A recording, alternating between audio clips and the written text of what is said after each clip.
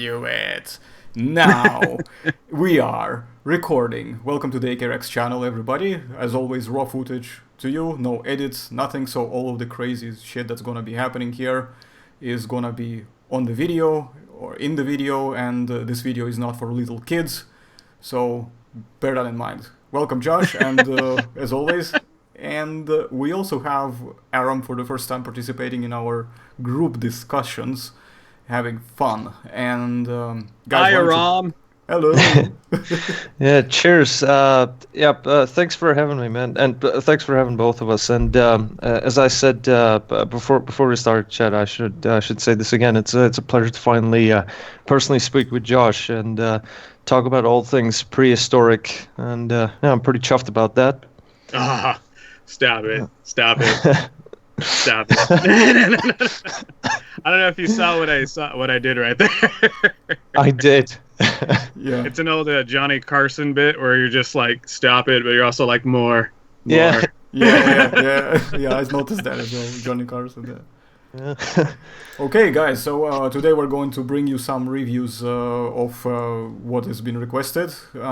What's that? Aram, you're better at pronouncing this. What's the family name of the mammoths and elephants, like the big group of them, starting with the P? I still cannot... so the Proboscidae. Yes, thank you. I freaking struggle with that stupid name. I don't understand why. Because we got requested to do some reviews on them, and I thought, since there is nothing else that we really can come up with to discuss about them at the moment, so I thought, why not just to look at some random, figures and model kits online that are available in the shops and just give you what we think about them and see if they are the right collectible pieces for you, the audience. Really fast, are we going to be tackling any kids' toys in this real fast? Nah, no kids' toys. This because is only hardcore. I saw it as a stroke of irony that you said this was adulterated, not for kids. And then if we later reviewed a kid's toy, I would have found that hilarious. No. As I said, this is not for kids. This is only adult, only hardcore. So it's like, whatever. This is X-rated. Here's this play school toy. Dude, I swear somebody's gonna take whatever I just said there out of context, because that's just gonna be probably the meme gold mine of some sort. Adult only, hardcore only. Some shit like that. Anyway, shall we? Hardcore mammoth, man. Hardcore mammoth style. Yeah. So. I'm going to bring up the first piece on my side of the screen for the screen capture, and let's go, the first figure. And Josh will appear in the corner right here, along with Aram. And yeah, we've got the Steppe Mammoth by Eofauna. This is an American website, Dance Dinosaurs. Everybody watching this channel will know about it. So we have decided that we're going to quickly give you the scores based on several different categories, which is 5 categories, and just give you our own opinions and try to see if we can come up with some sort of average in total. And we'll go over by each of them and give you a quick feedback of why we came up with what we came up with, and move on to the next piece. As you can see, there are some things ahead, but see everything starting from the tab on my end. You will see Tyrannosaurus. Yeah, guys, that means you'll have to come back for the next video because, well, I just teased it.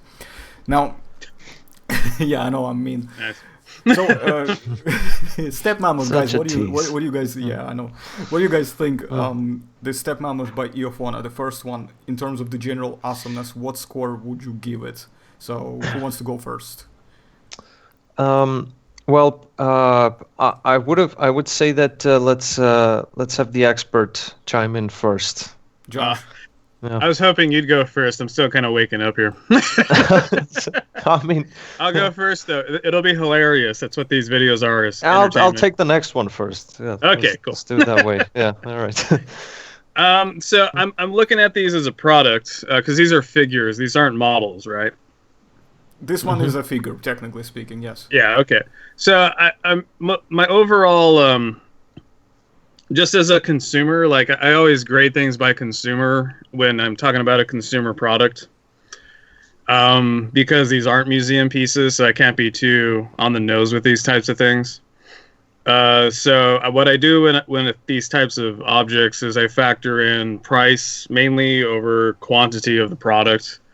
And this is a pretty steeply priced product, so most of my overall critique is on that solely. Because for paying that kind of money for a static figure with no articulation, all I can really gauge it on is the sculpt. And with the sculpt, it's a Steppe Mammoth, but it reminds me more of a Columbian Mammoth. These are actually a lot of these are a lot of the key lengths and overall proportions. You can see why I wanted you to go first, Aram. I'm stumbling with my words. But these are more the key proportions for a Columbian mammoth versus a steppe mammoth is actually a lot heavier. Steppe mammoths and Columbian mammoths are pretty close to the same size. I think Columbian inches feet. But as far as the lankiness of it, like if you notice, it has very long legs. It's very thin, thinner than you would see for a woolly mammoth. It's actually closer to Columbian mammoth because the steppe mammoths, even though they weren't in Siberia as a woolly mammoth, they were still closer to the glacier shelf than they would have been the Columbian mammoth, because the Columbian mammoths can be found as far down south as like Los Angeles here in the United States. So if we were to do a contemporary for that, that's as far down south as probably, I'll say around where you guys are, I think, like around England, around France, around Paris, maybe into the Mediterranean during the Ice Age. So these guys got around, versus the steppe mammoths, they were more closer up to the Arctic Circle. So I think they're mainly found in Russia. I'm shady on my steppe mammoth, but I'm kind of going by that with comparing the two. So that's where I'm at with this specifically for the general sculpt and whatnot. Right. Yeah. I went through my rambling. I don't know if I made any sense. So yeah, overall sculpt. And what would you say in terms of, in technicality, paint job? For example, the paint job is again, it's a good paint job for what it is. It's just not like the link we have is like, I think this is a $40 figure. So I don't think it's a $40 paint job. Yeah, I'd have to agree. Yeah. Yeah. So I'd say like if it was a lower end collectible, then yeah, it'd be fine. Like if this was like a $20 figure or $15 figure, especially at 18 centimeters, which I have my ruler here. 18 centimeters is roughly 1, 2, 3, 4, 5, 6, 7. 7 inches, which isn't bad if you scale it up. It's smaller than a Papo figure, and Papo is pretty expensive, but I rarely see a Papo figure that's over $40. Really, the most I spent on a Papo is probably like $25 on average. And Papo has a lot more, even though their prototypes don't always match their production product, they're still more intricate paint jobs than what we see for this figure. Yeah, totally. Okay, well, I'll say this actually. Well, as someone who's been collecting figures since 2003.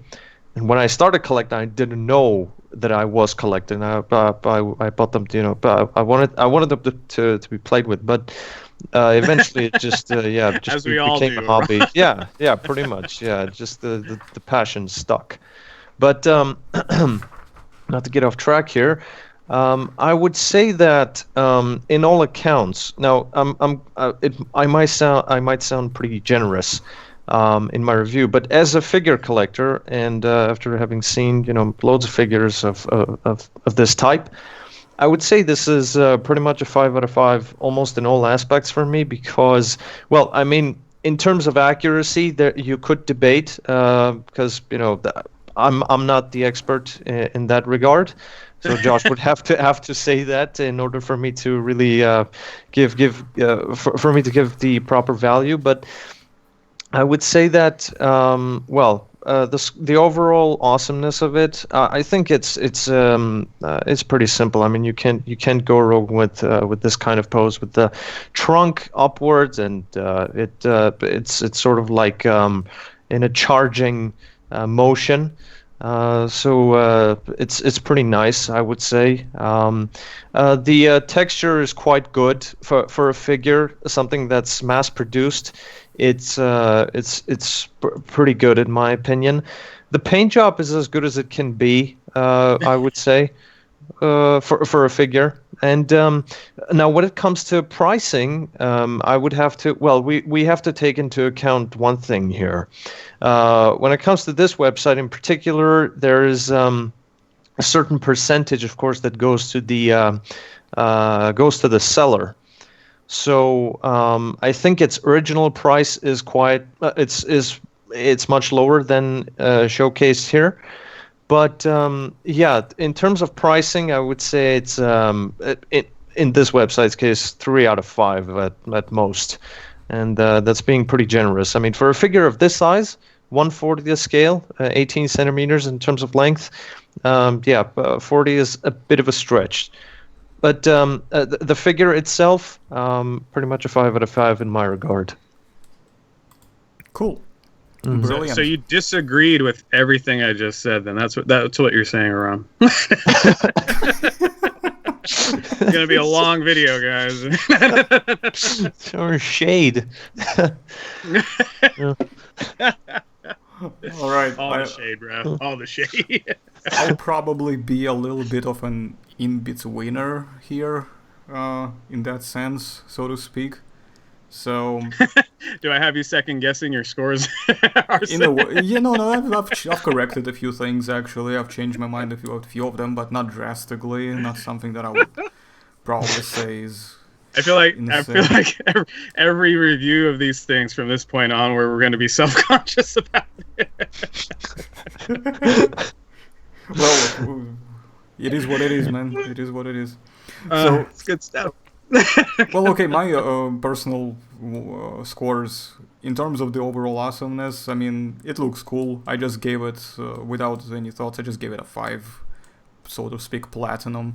And Sculpt Quality, again, small size, 1/40 scale is quite a small scale, so I gave it a 5. So in this case, me and Aram seem to be more or less on point, I think. Now, next bit, the accuracy, I actually gave it 4.5 out of 5. The reason is because I was mainly comparing it to the skeleton that I photographed and saw in Azov Museum last winter when I was in Russia. It seems to look very similar, but I noticed, and Josh correctly pointed out, it seems a little bit skinny for what I would think of a steppe mammoth, because steppe mammoth is basically very beefy, they are very massive.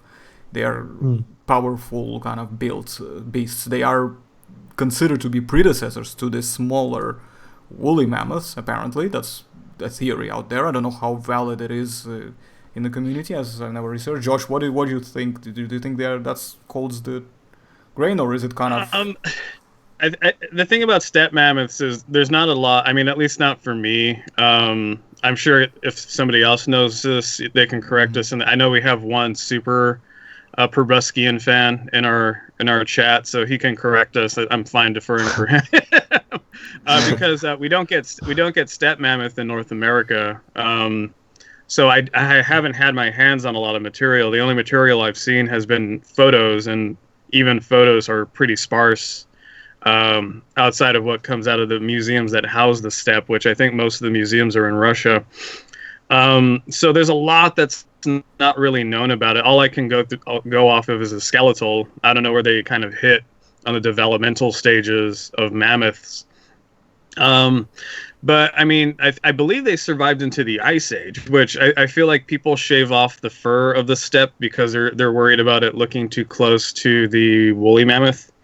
But at the same time, you can't take away the fur, because if it's alive during the Ice Age and it's closer to the ice shelf, it would actually be a lot huskier in terms of the fur. So it's one of those things where it's hard to gauge.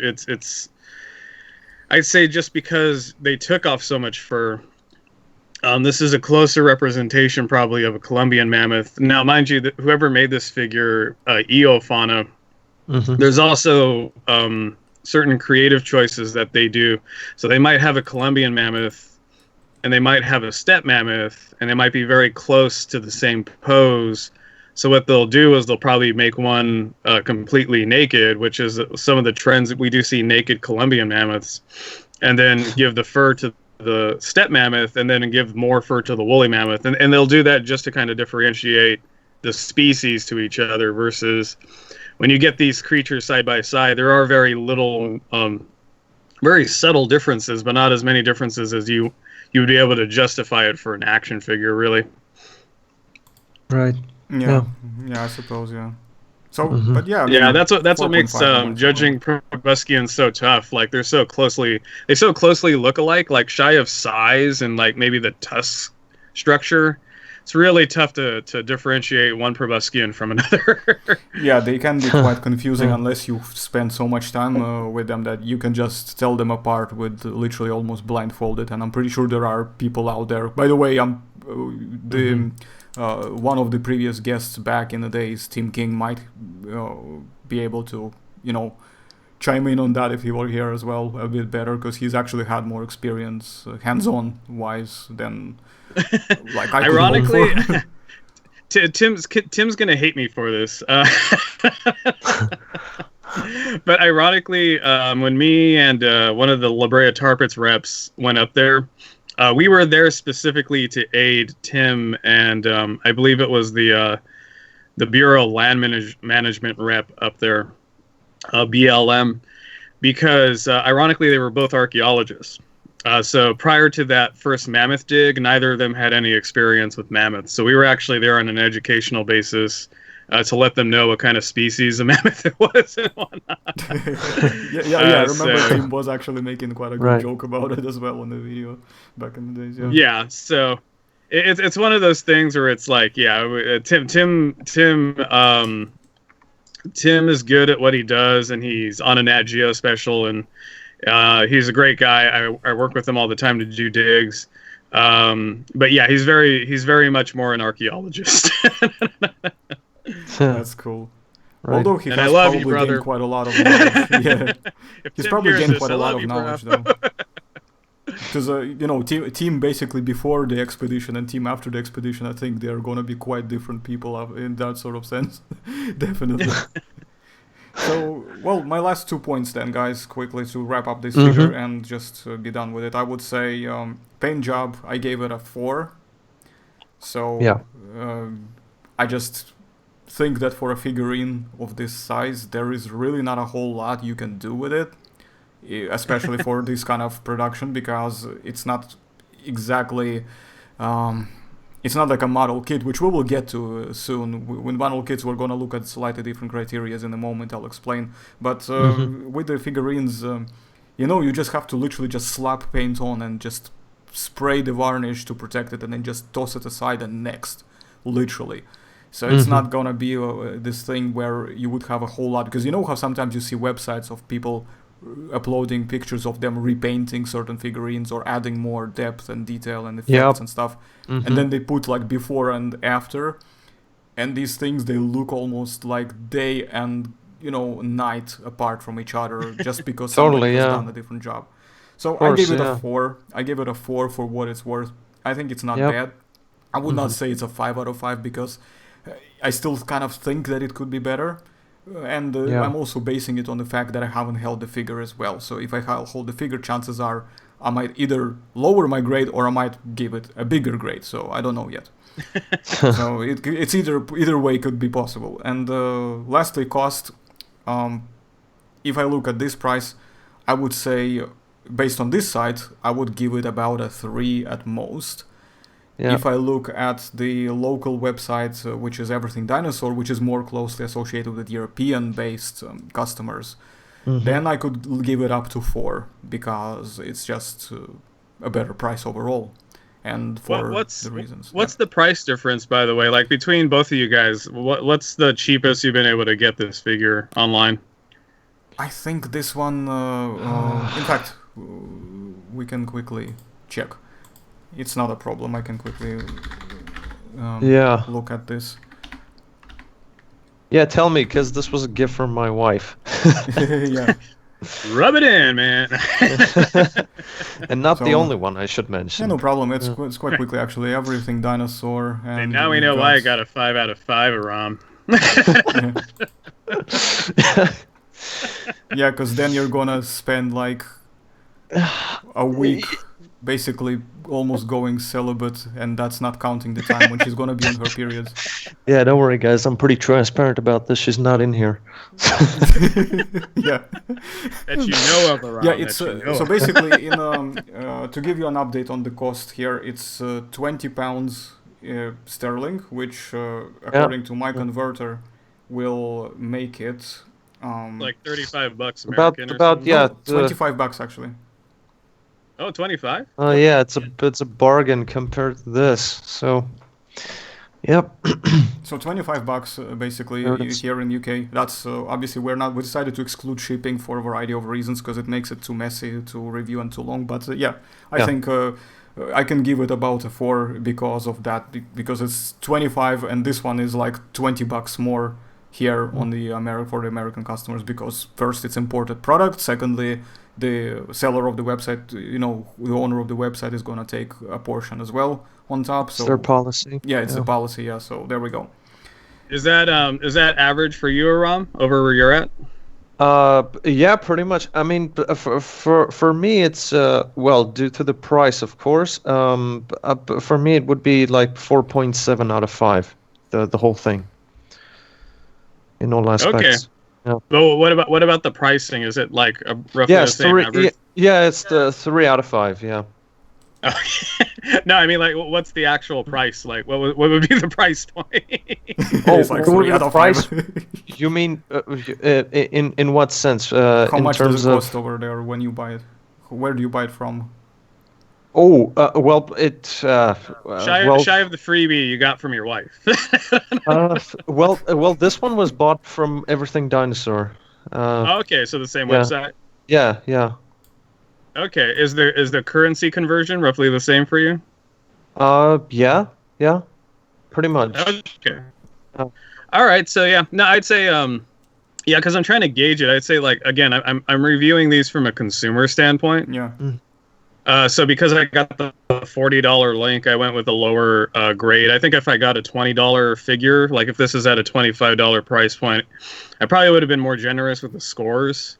It's provided that you can actually find yeah. them for this price in America, though. That's the thing. If you can find them, then yeah, you can probably give it a bigger score. But this is basically where they become most commonly available in the United States, because this is one of like the most well-known websites where you can get this sort of stuff from. But unless you know some other ones where you can. I mean, I'm not counting, the places like eBay, stuff like this, because eBay, it's kind of like, it's not a dedicated store. It's just like, it's basically where everything is, more or less. So you might be able to. No, there's no set pricing, and then not only is there no set pricing, there's no set quality control, so you don't know what you're buying. No, not. You could end up with completely different thing from what you thought it would be, and that's the nature of eBay, unfortunately. But yes, okay, so we're happy with this figure, I guess. I don't even know. Yep.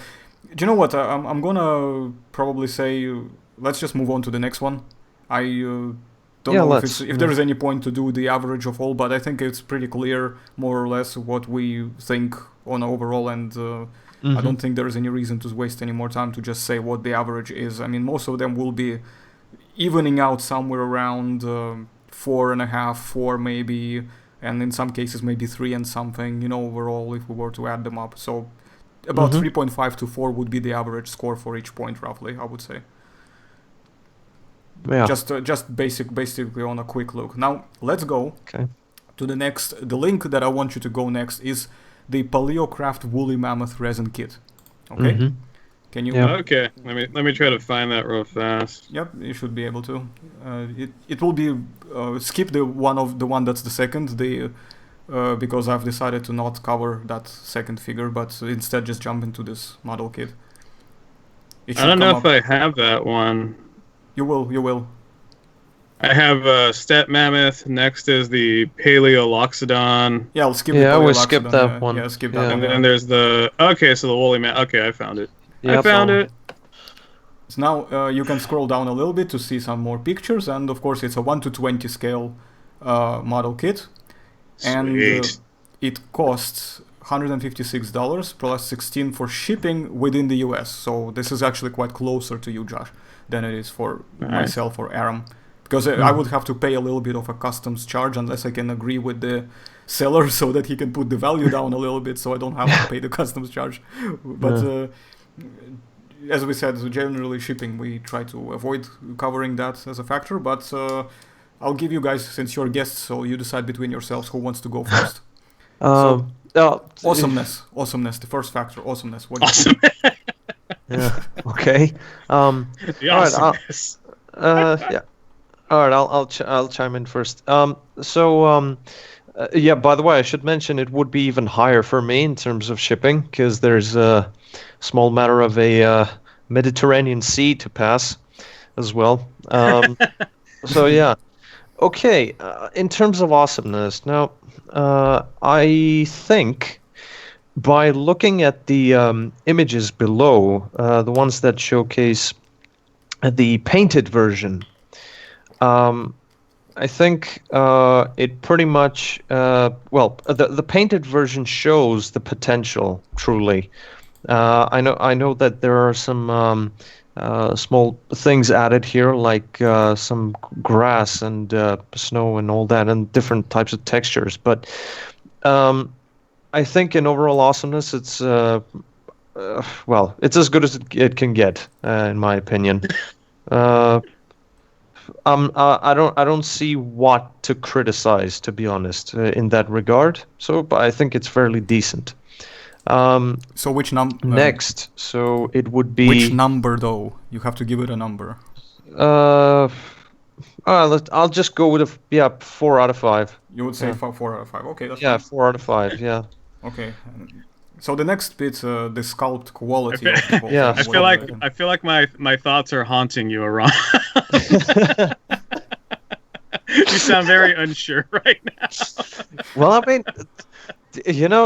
having someone who has worked with other experts and also has been involved in La Brea tar pits, I mean, there's a certain pressure.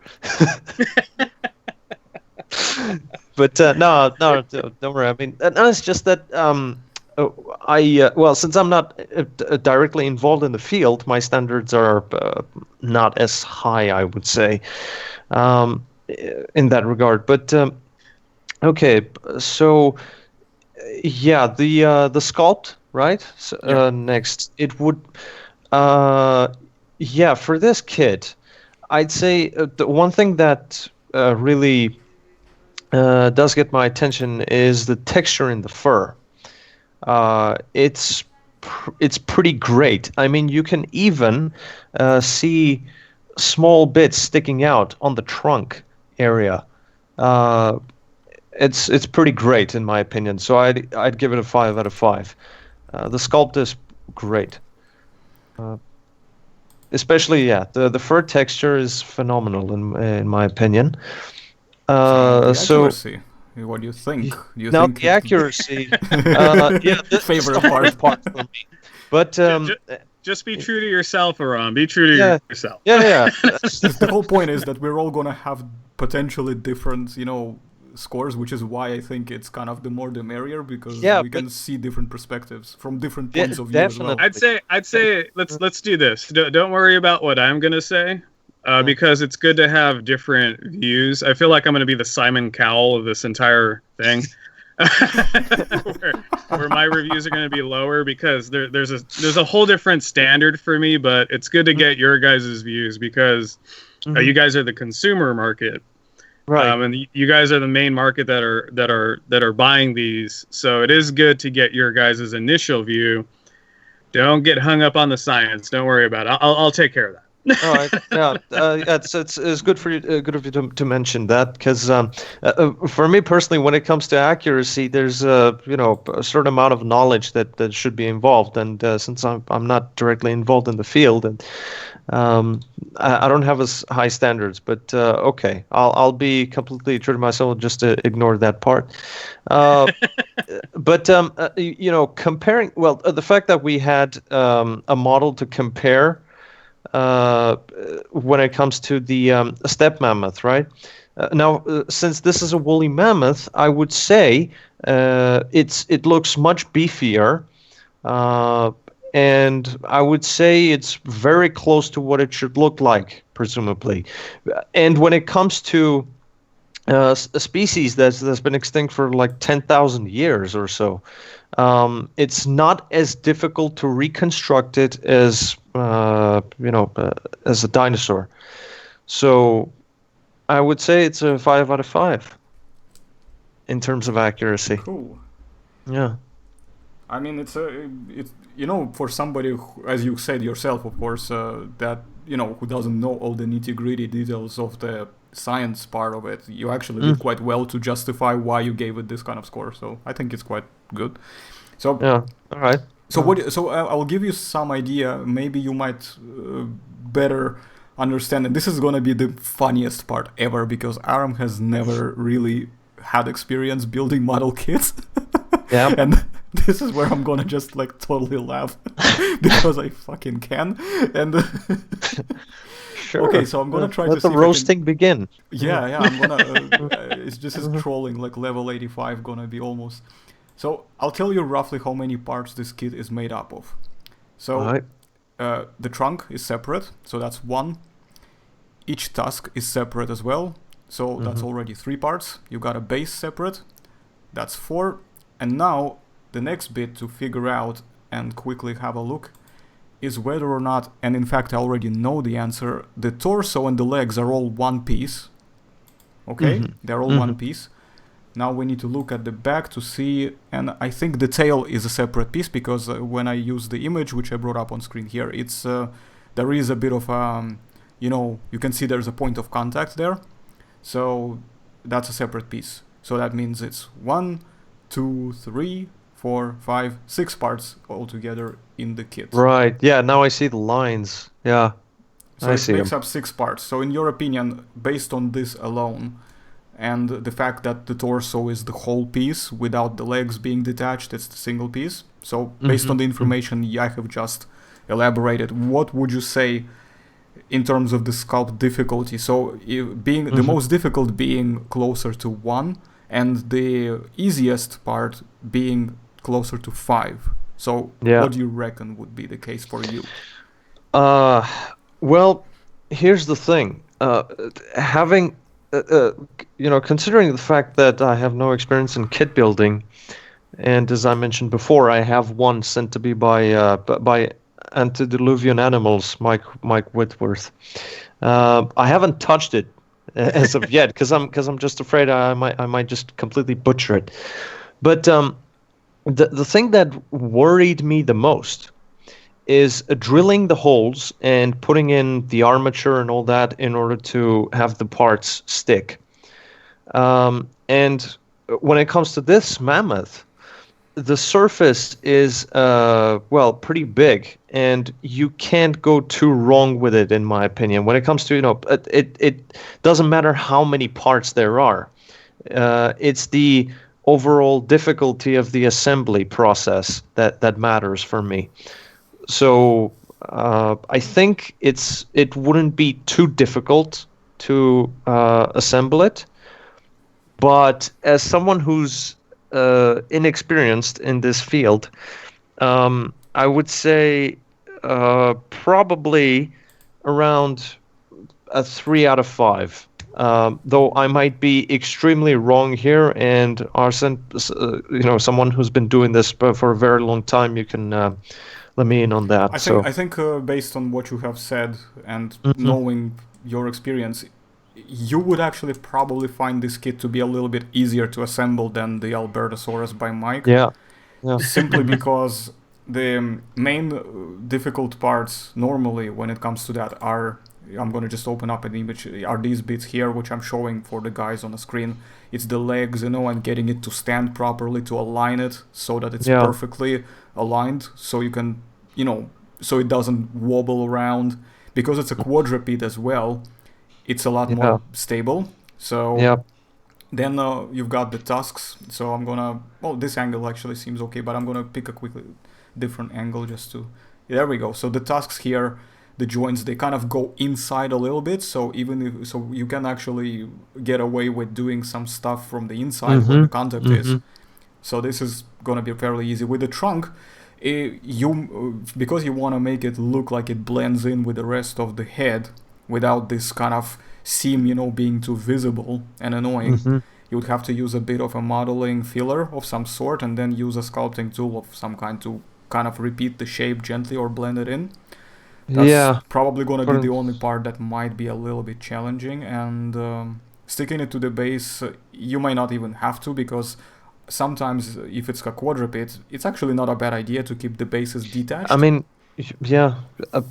sorry to interject, don't worry about it. Considering the fact that there are tracks there, footprints, it'll just stick. Yep. So,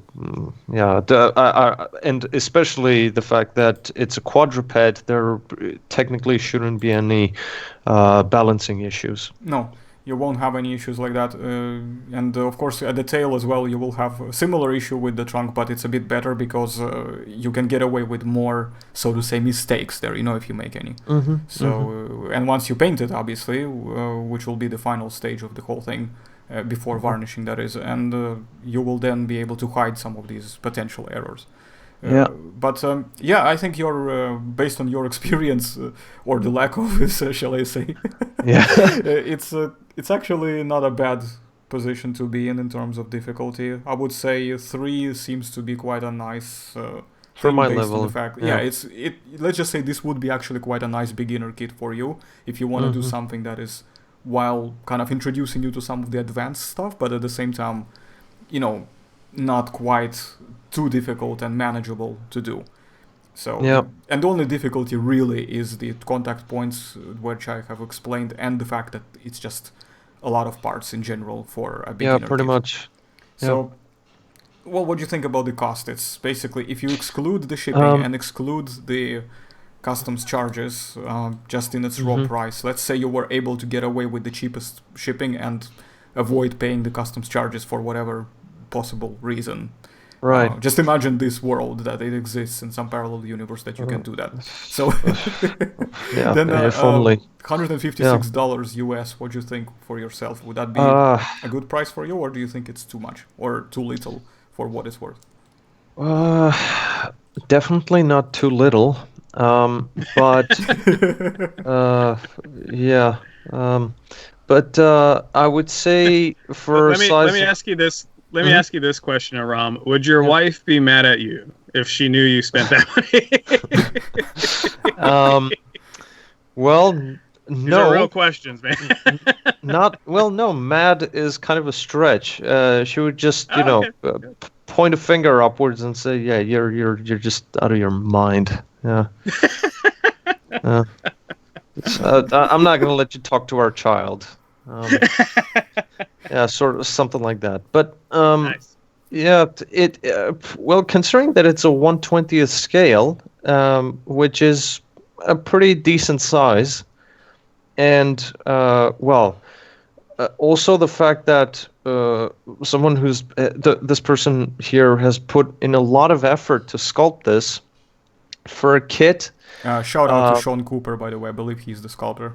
Sean Cooper, because I didn't see the name here of the artist, but it's his website, I believe. Anyway, he's the founder of the Palio craft. Right. Brand. So I should look into that more. I mean, there may be more of them there as a collective, but I know that he does a lot of the sculpting for this brand. Yeah. Well, I'd say the thing is, though, from an artist perspective, it's pretty difficult to say because when someone puts in so much effort to sculpt this, I'm not 100% sure how long it would take and how much of an effort it would be. But I would say for 1/20th scale, for a kit, and unassembled, I would have pretty much valued it at $100 or something like that.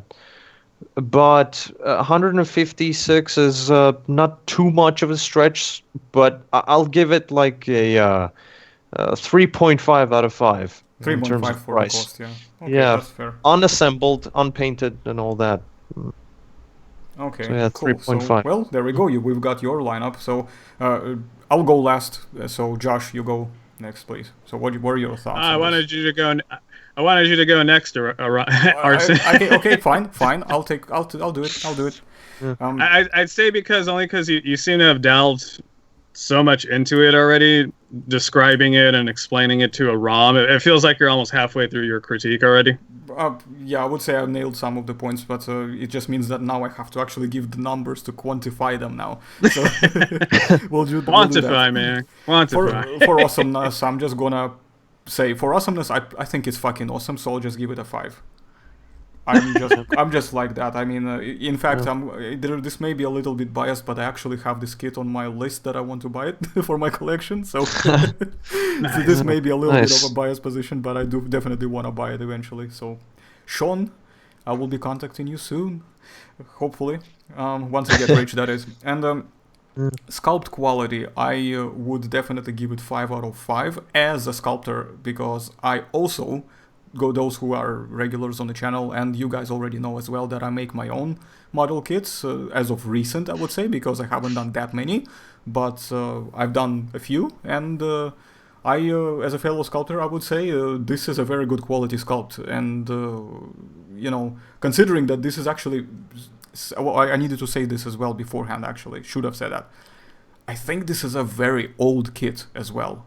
This kit is still available, which is great, but it's been there for years and years. And I'd give it a 5 out of 5 for the sculpting. Now, based on the accuracy, I have seen a few woolly mammoth reconstructed skeletons. I think there was at least one anyway in London Museum. There are a couple models that are reconstructed as well that I've seen, although mostly museum model reconstructions are not my favorite thing, and that's a rant story for another time. Probably Jeffrey would be very good at that as well. We'll need to do a video on this. And but the thing that I am generally very pleased that I think the proportions are very nice. The only thing I don't know, and I cannot tell because I don't think they don't provide the right angle to see whether this is supposed to be a bull mammoth or whether it's the female. I don't know. And frankly speaking, I'm actually not literate enough to understand. Are you looking for the plumbing, Arson? Well, I was trying to look to see if there's something sticking out, but I couldn't find anything. So let me just find something. Yeah, good luck, yeah. I told you this video is not for children, so guys, this is how it is, you know. But yeah. Right. No, I'm not seeing anything that would make it stand out as a male. That You're I not can seeing tell. the little trunk, man? No, I'm not seeing the second trunk. No. Yes. So in this case, it would pretty much be if Ian Malcolm was to quote, it would be just pull off the mammoth's robe. No, look under the skirt, lift the skirt. No, I know, but it wouldn't technically be a skirt, though, would it? I mean, this has a pretty much thicker layer. Yeah, this is a robe, definitely. Yeah, that's a robe material right there. But speaking of this, though, the reason why I brought this up on a serious note, though, is because I think not only are male and female mammoths, when they're fully grown, and woolly mammoth, I think, is no exception from this, are different in size. And the other thing as well is that I think their tusk shapes may sometimes be different as well, because you know how males sometimes they have them slightly more spiral-ish. Josh, can you verify that? I just want to let you guys know, because this is raw and unedited, that the call just kicked me out, so I'm just joining you again right now. Wait, hold on a second. What do you mean call kicked you out? Hold on. So right up to where we were talking about the little Okay. trunk.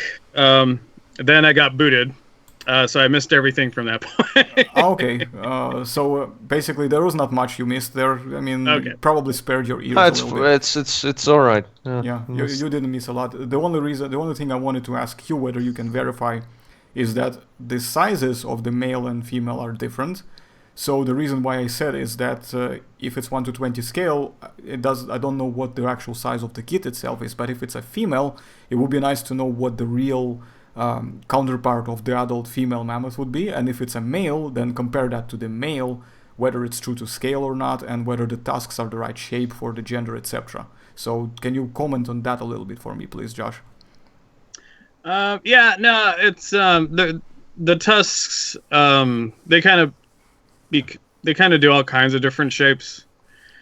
We learned this very quick with mammoths, that the tusks, the more circular tusks, like the mustache handle tusk, if you will, that's the more famous one. But in honesty, they do all kinds of weird things. So it's hard to gauge the tusk shape, shy of having them swooping. The woolly mammoth has the most extreme of the swooping tusks. So they do have tusks that are more curling, but beyond that, it can differentiate animal to animal. It's not really a gender thing. Oh, I see. So yeah, I mean that's something else. So it's going to be some. Okay, I see. So it's basically very variable. So like Ian Malcolm said, you have to actually look under the skirt, and in case of Aram's adaptation of this line, you have to pull off the robe. Well, yeah, I mean, it's, as I said, it would be a much thicker material than than for a skirt. You know, a robe is more appropriate. Yeah, pretty much. Yeah. So in a mammoth's case, I think the furry covering would, make it look like more of a robe. I like how casual Aram is about it, and Josh is literally just like cracking up there. Yeah. You got to pick up the mammoth parka, man. Come on. Yeah. Well, I mean, based on this, at least for what information I have available, I would give it a 5 for accuracy, and for difficulty, I think I would give it about 4.5, just because there are some nitty-gritty pieces that might be a little bit challenging to a degree. And generally speaking, though, it's not a very difficult kit to put together. I can already tell that. And so 4.5 for me. And lastly, the cost.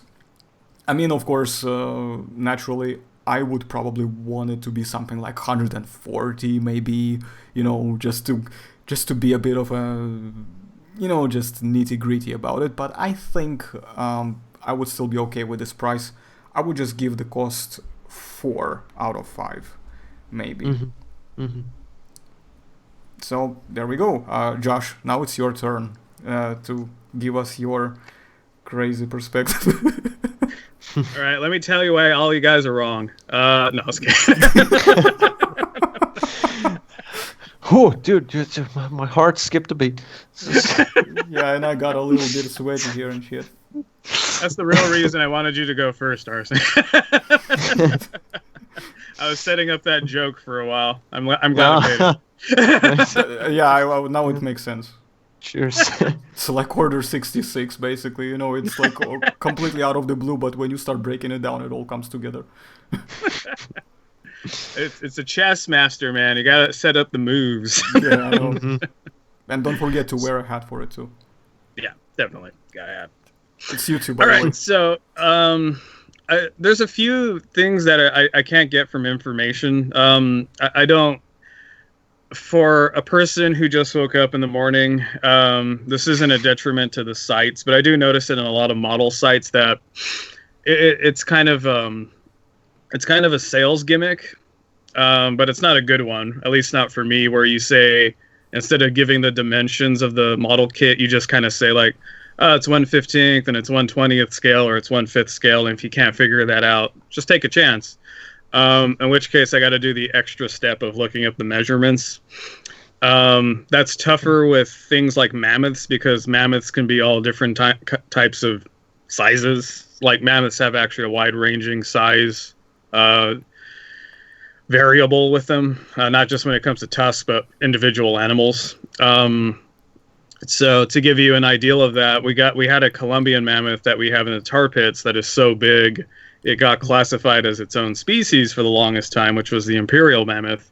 Wow. And then we had a mammoth that we dug up north that was so small that the people that initially found it thought it was a type of pygmy mammoth, and we had to go up there and correct them to tell them no, they grow. We have the biggest example, but just like human beings, we also have tinier people as well. So can I quickly don't ask know what you, this. is the specimen that you were referring to the big one? Is that Zed, the big one? Yeah, or is it a different one? Zed's a whole other animal, a whole other contender. What I'm talking about is the main chimera mount that you have in the tar pits, so that famous one that you see. Right. Which is still a big animal. Yeah, I mean, it's still massive, there's pictures of me next to it. It's huge. Yeah, definitely. Yeah. But yeah, in terms of I'm not a fan of when people do that, like 1/20th scale. So I mean, if somebody wants to shoot me a rough estimate of the size, but if I had to guess, I'm gonna say this is like maybe a 9-inch model, maybe. Let's see if it's so, because I can't find any real measure. I've looked through the website description; it doesn't really give me anything. It would be probably, I mean, based on the posture, if you don't count the tusks themselves, if you just count the, if you look at the side view picture and you count, the very front bit of the forehead and the area where the tusks attach, which slightly leans forward, and then you look at the tail part, which is where it's attached to its rear end. That's probably going to be about 8 or 9 inches, that area itself, I think. Okay. That's a pretty good size kit for what it is, because it also comes with the base. It comes with the wood base, not just the resin base, but it also comes with a wood base. I'm gonna, while you talk, I'm gonna quickly just see if I can Google something on it, just to see if it's more or less. Although whatever I might be Googling it's because it's so quick, it's not very reliable. But no, I mean, they mostly mention height, and in terms of height, they go from 2.7 to 3.4 meters, which is like 8.9 or 11.2 feet, which might be consistent with this, but I'm not sure about the length. That's the only part that I don't know. Wait.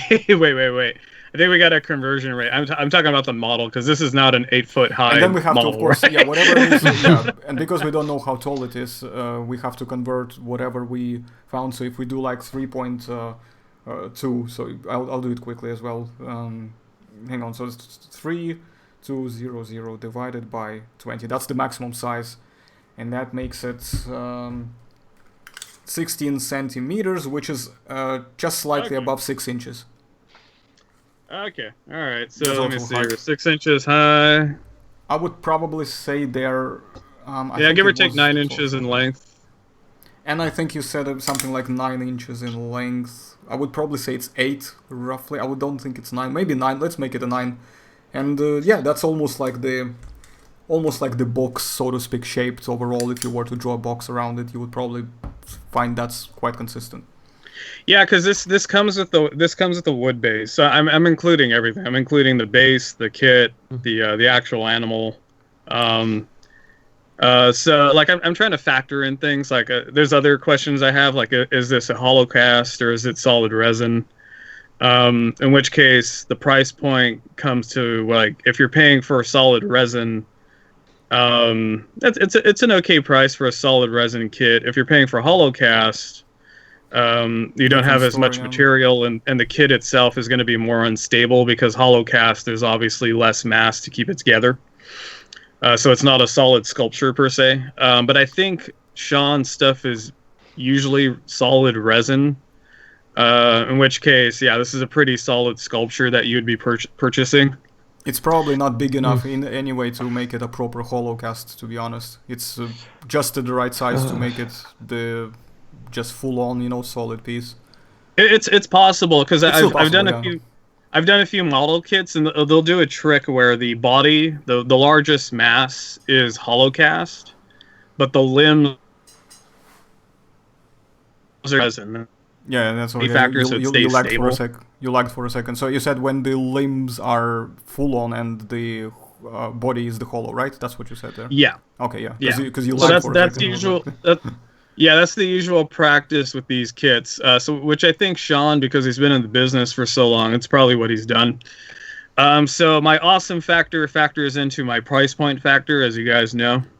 And when you look at the overall piece, you have a what might be a solid resin kit with it actually comes with a wood base, which is neat.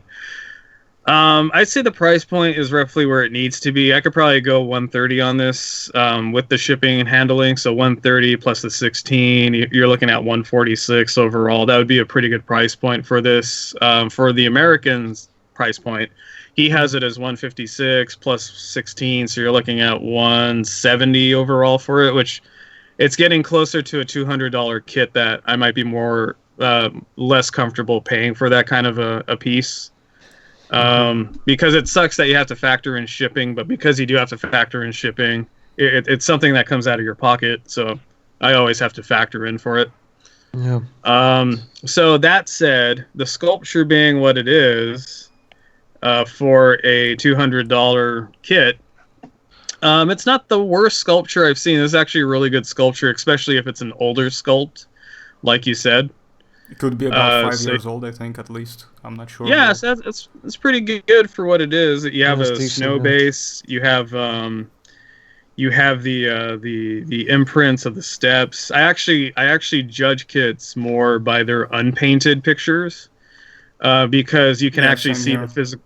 You can actually see the physical sculpture, versus the painted kits. A lot of stuff can get buried with a really good paint job. But that's the thing you got to factor in when you buy these kits. You're not paying for the paint job, you're paying for the actual sculpture.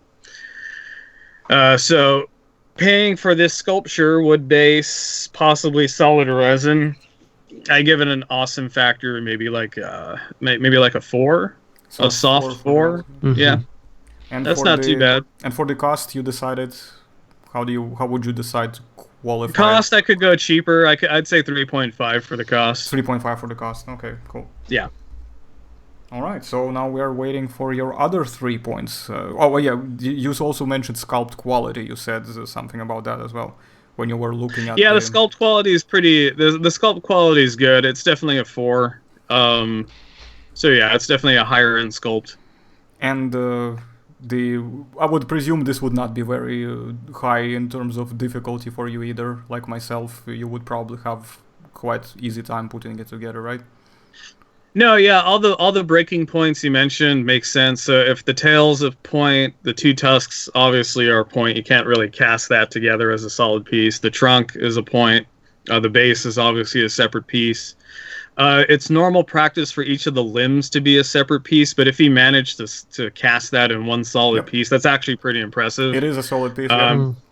Yeah, because it's normal for limbs to be casted as separate, and then you just assemble the body, the limbs. Normally the head's even a whole separate casting. So, yeah, now in terms of difficulty, this isn't too difficult of a kit, to be honest. He does mention some putty work that you'd use to close the seams, but I don't see it too obviously here on the kit. Maybe this is pre-putty work. I wish there was a shot of it disassembled, because that's usually a good. Normally, most model kit places they actually offer it. Yeah, they show it disassembled, so it's really hard to guess that. So I'll average it out at a 3.5 as far as the assembly. 4.5, yeah. 3.5. 3.5, yeah, that's fine. Okay, cool. Yeah. And of course, the nitty-gritty part, the accuracy. Okay, so this thing's complete garbage. No, I was kidding.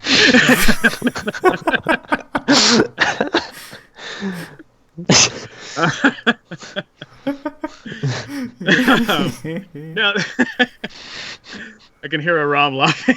Yeah, I know. What do you expect? Everybody that owns this kit is like, oh no. Oh no, I just wasted $156.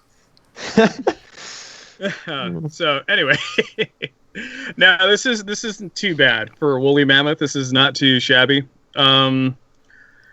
I'd say this is probably a spring mammoth, so it's lost a lot of its fur because we know woolly mammoths are really, really furry. So this is maybe a spring mammoth. It has its spring coat in. It's not a full winter Siberian mammoth. So it's not too bad, but the proportions look good. It has the little head indentation where it has that additional fur hump on the head. Mm-hmm. The I'm trying to cup, get, so to speak. yeah, I'm trying to get close-ups of the trunk because it's one thing that Tim mentioned. I can't really tell. Oh no, my battery's running low. I might have to run and go get my battery, so I'll end this really fast. No worries. Keep talking though. I'm just gonna run out real fast. Yeah, that's fine. So I'd say the only thing is, the trunk. We know that there's fur that went all the way to the tip of the trunk, and then into the undersides of the trunk itself. So that we know woolly mammoths now have a fully furry trunk, thanks to the mammoth that Tim helped excavate out in Siberia. So it's hard to tell on this, but it's also something like if you're going to do putty and seam work, it's something that you could actually sculpt in yourself as well if you're going for like 100% accuracy. Yeah, it may be a little bit of an extra job if this is the case. That is, it may be a little bit of an extra job, but for somebody who is experienced, it probably won't be a big deal. Yeah, no, I mean, part of the gap filling with putty is you do have to do sculpting with the putty to make sure it blends into the sculpture. Yeah. So if you've done it enough, and fur is funny enough, fur is intimidating, but at least for me, it's one of the easier things to replicate on a sculpture. Yep. Yeah. Because you do strokes with the tip as well. Yeah. Yeah, like all you're doing is matching the direction of the fur and the strokes of the sculpture. So. Yeah, I'd say for accuracy, you're probably like at a 4. It's not too bad. Cool. Awesome. And Nice. Overall score for this, based on all the values that have been provided, they're actually quite good. They're scoring quite well. Yeah. So, Sean's work is always good. So yeah, it's great. I mean, whenever we do a different theme of some sort, if it's gonna be applicable from his part of the spectrum, we might pick up another one of the kits for his to review, because as in for the video, because he does have quite a good thing here in the catalog. There's tons of stuff. Most of it is quite old though, that's the only thing. But I've been wanting his, because they're 1:20 scale as well, I've been wanting his Dunkleosteus and Platybelodon for ages, and also the Arsinotherium. Oh yeah, Platybelodon. Yep, the Arsinotherium, the Elasmotherium as well. There's like 4 or 5 kits of his that I actually want. Yeah, I need to check those out. Okay, cool. Yeah. All right, I'm gonna run and get my battery. You guys feel free to talk shit behind my back. I'll be right back. Yeah, that's fine. That's fine. I actually wanted to ask you something. Well, Myself? I mean, I actually participated in sculpting courses back when I was like, I don't know, 11, 12-ish, something like that. It didn't last very long, but what I wanted to ask you is, what do you find most challenging to replicate, fur or scales? Definitely fur for me. Yeah. And as well, it depends how much detail you want to put in it, because imagine like you have a stroke where you have a bunch of hairs together, right?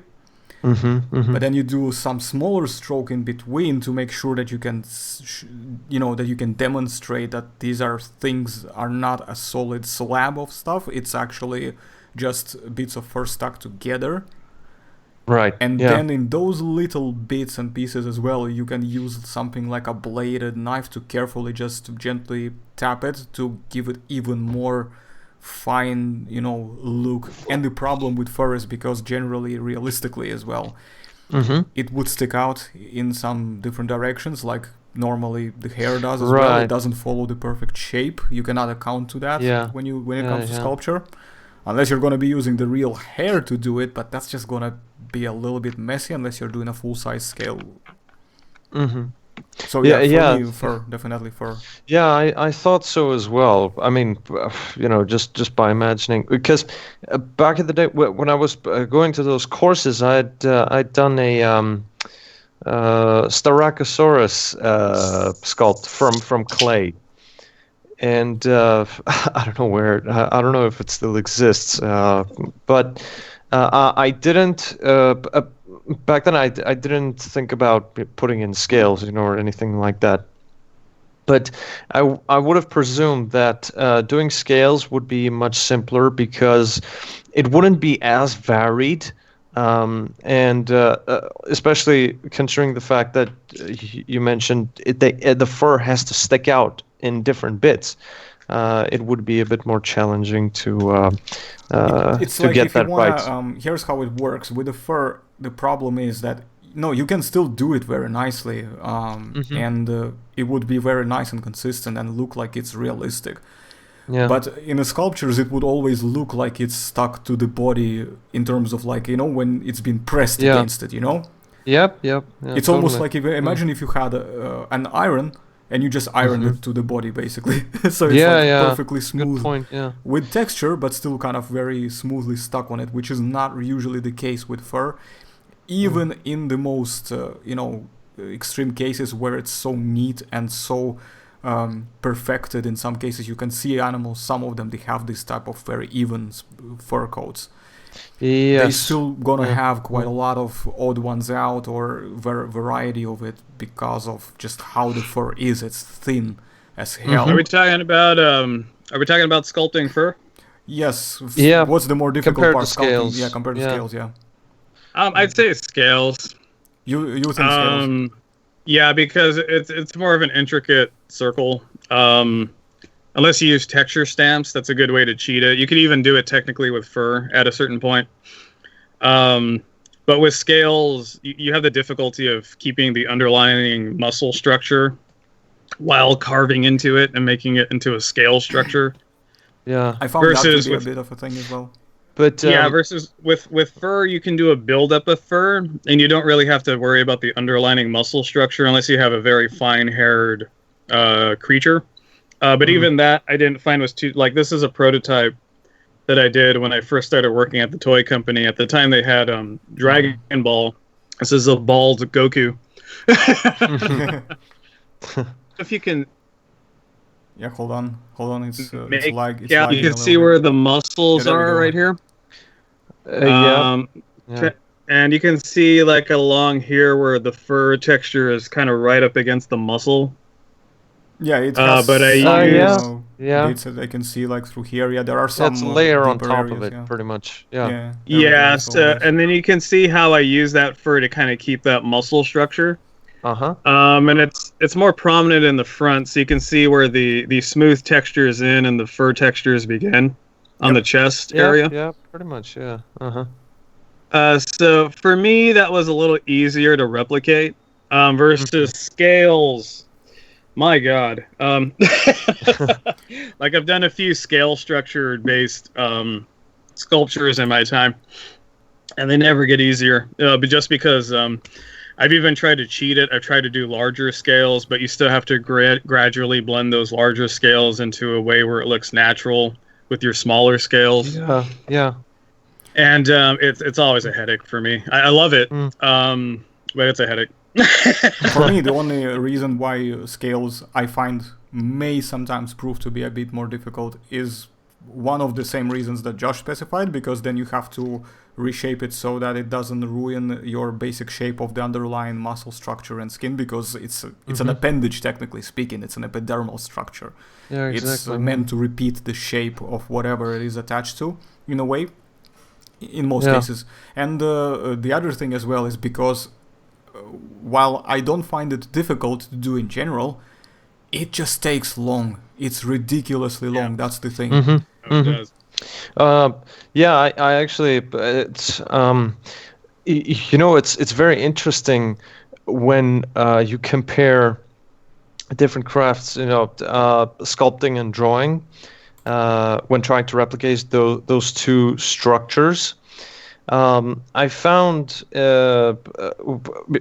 out when I was drawing that it's almost night and day when it comes to drawing fur compared to scales, because through time, when I was constantly drawing dinosaurs, I sort of started to always elevate the amount of details, just add more details constantly. Like back in the day, I would just draw different scales, just different circles next to each other that would attach to one another. But afterwards, I thought, you know what, I can take this to the next level and just, put in some shading on each scale bump, which would make the illustration much more realistic, of course. But there's also another way of doing it. I usually do that with a ballpoint pen, but there's also another way of doing it. I use Pigma Micron pens that have a different technique to them. Like with a ballpoint pen, you can put in strokes that can fade out in the end. But with Pigma Micron pens, it's kind of a different story. And what I do with those is pointillism, which is much more painstakingly long. Yeah, that's fair. But when it comes to fur or feathers, for example, it's pretty much just strokes all the time, and you're done pretty easily. Anyways, yeah. guys, we gotta jump back in. Actually, we're getting distracted here. Yeah, sorry, got off track there. Yeah. Yeah, a little bit. But I just wanted you to finish because people might find it very interesting, and since the only time you've been on the channel so far, Aram, is just playing the island, getting totaled by T-Rexes. That's all there is so far. Yeah, or falling off the cliff or something like that. Yeah. Yeah. But anyways, the next piece we have is called Mammoth Americanum, or American Mastodon, if you guys don't mind opening that link. Yeah. Now, there will be a few things I need to guide you through, just to make sure that you're on the same page as I am, in the sense that if you open it, have you opened the page? Yeah. Okay, so at the top you see there is a currency button right at the top of the page there, almost in the middle, and just click on USD over there. Yep. And done that. Then on the thing on the right hand side of the main image, under the name, you will see that there is a price, and use the big box and click on the kit instead of the finished piece, so it adjusts the price. You got it? Yeah. Okay. It's night and day. Yeah, as we will jump into soon, yes. Because this is basically the point where the prices are getting higher, but we will see how well the other things hold up to the previous ones that we have reviewed. So, who wants to go first on the Mammoth Americanum made by Lu Fenshan? By the way, very good artist. And before we also get into this, I personally spoke with Shan, and he's very good in terms of offering a bulk discount. So if you were to say, if you wanted to order multiple pieces, he can actually drop, a couple tens on it, like maybe at $20 off each or something like that, depending on what you're buying, basically. Because he has some cheaper kits as well, and he has some very expensive ones, but you can definitely haggle with him a little bit. He's quite good about it generally. So there is that to keep in mind. But okay, with that said, who wants to go first? You go ahead, Josh.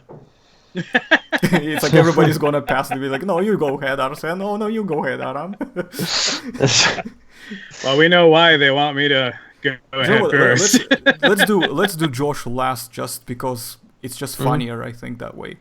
Right, yeah, you get a good point, so actually. Do you want me to go first, and then you can chime in? Yeah.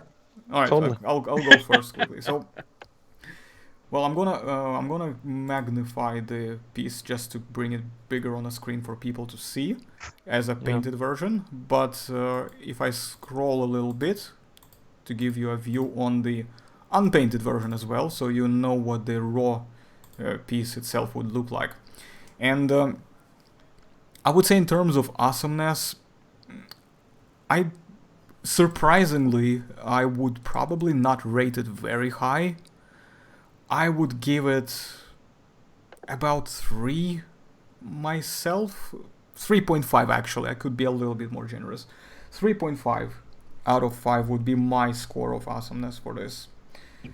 And reason being is because there is nothing particularly crazy in terms of the dynamic of it. There is, not that I want something to go into this completely crazy ass poses or anything like that, no. But it's just very plain. It looks like it's not meant to impress with anything in terms of the movement, more or less. It's just like a study piece that you can use, for illustrative purposes or educative purposes. Yeah. I think it can go in terms of sculpt quality. If we go quickly to that, it's probably close to a museum piece. It's a 1:20 scale, and there is actually one of the images that you can use. If you go into the gallery, it shows you exactly the dimensions, or at least the rough dimensions of the measurements. It's basically 33 centimeters from the tip of the tusk to all the way to the back of the tail, and about 15 centimeters based on this ruler. It looks like the piece itself would be not quite as high as 15 centimeters, or maybe 15 or something like that. Yeah, I think it is 15 centimeters actually. So it's decent quality, but again, that would depend on what Mastodon needs to show off, because I don't actually know how much coverage of the fur and how dense and long it should be, and how much it's comparable to mammoths as well in that regard, in terms of the density and thickness. So if I'm gonna take it as it is, presuming that it's a relatively thinner coat in comparison to mammoths, I would probably give the sculpt quality about probably 3.5. If it's meant to be denser than that, I would probably give it about 3. So I'm gonna go somewhat generous and say 3.5 on that part. The difficulty of assembly, I will quickly look at the problem that I wanted to add previously, which Josh brought up quite rightfully, so is that we don't see the unassembled version, and the whole thing doesn't offer it, unfortunately. But what I can see here is, at least based on this particular image, that it's mostly done as a single piece, with a few minor exceptions. I don't know about the ears, and tusks are definitely separate, but if it's only tusks that are separate, this makes it literally a 3-piece kit, which is quite crazy if you ask me, as somebody who makes kits, to have the whole thing molded like that. It's quite insane. But I would say, if we assume that ears are also, I think ears are actually the whole thing. So if I go back to the unpainted image, sorry guys, by the way, who are watching, to scroll through it, I'm just trying to make sure that I can find a good image. I think the ears are fully attached as well. It doesn't look like there's a seam anywhere that I can find. So it's a 3-piece kit, and difficulty, I would rate it 5 out of 5. It's a very easy kit to put together. It's extremely easy. Yeah. It's literally like you would actually have to be an absolute crazy, like minus 100 level noob to not be able to put this together. Wow. So to say. Yeah, minus 100 noob. Nice. Well, I had to insert something. We can't leave all these snarky comments to Josh only. I had to insert something. So right. Yeah. So then, in terms of accuracy, this is going to be a bit more difficult, as my Mastodon level is not particularly great in terms of knowledge. But based on what I have seen, at least in the skeleton that we have mounted here in London, and I don't know how well it's consistent, whether it's a reconstruction or whether there's a lot of missing pieces that had to be reconstructed and filled in contrast with the American, specimens that are over there. I cannot remember. I've seen some, but I cannot remember them from the head. Then I would probably say it's about... it looks like it's a 5 out of 5 to me, just based on the fact that it's consistent with the skeleton that I have seen. Wrong. No, I was kidding. Oh, for fuck's sake. Yeah, so I would say it's a 5. And now here we are going to come now to the most disgusting part of it, however. It's the cost. Because the size is roughly going to be very similar to Sean Cooper's woolly mammoth, maybe even smaller. It doesn't come with a base. Actually, I think it's bigger. It may be a little bit bigger. So there is a chance that it might be slightly off scale, but I think it might be about the same, because 33 centimeters. It's basically Oh wait, no, it might be. Yeah, 33 centimeters. Yeah, yeah. It's 13 inches. Because I'm a Yank, so I got to use the inches. No, because I think Sean's was at 9, but this thing, if it's at 33 centimeters, that's like close to 13 inches. Yeah. So either this is... So it's significantly bigger than Sean's. But don't forget that the measurement actually provided is from the tip of the tusk. We were looking at the measurement of the torso, the front of the trunk, for example, and the back of the, butt, basically, literally. So that's what we were using as the bulk measurement. But Gotcha. So that means they would probably be consistent in the scale, and I would imagine Mastodon would be a little bit of a close length to the woolly mammoth, but it would be shorter because proportionally Mastodons, I think, were shorter in height than mammoths. They're not. You can see it here that it's not a perfect box; it's a bit of a rectangle. At least based on this image. But I kind of expected it to be a bit more of a rectangle, to be honest. So, right. I would say probably 257 is too high of a cost, personally, based on all of this. So, you can definitely get, like if you look at the Palio Craft 156, it's a way better price than something like this. It's too much. And based on everything else that I have provided, I think it's not quite a fair price for that. I don't know what's involved in the nitty-gritty bits, in terms of the taking into account the import. I don't know how long Lu Fengshang spent, making this in terms of labor. So I may be ignorant in some details. So anybody who's commenting, don't judge too strong. But based on what I can see, I would probably say it's not a very good price. So for me, the cost is gonna be 2 out of 5. Yep. Agreed. Okay, so Aram, do you want to go quickly as well? Yeah, of course. Cheers. Okay, so so overall awesomeness, I would have to say I pretty much agree with you, Arsen, on the aspect of the whole simplicity, because I mean, in terms of pose, it's nothing too different from other Proboscidae models. It doesn't have a very expressive or imposing pose.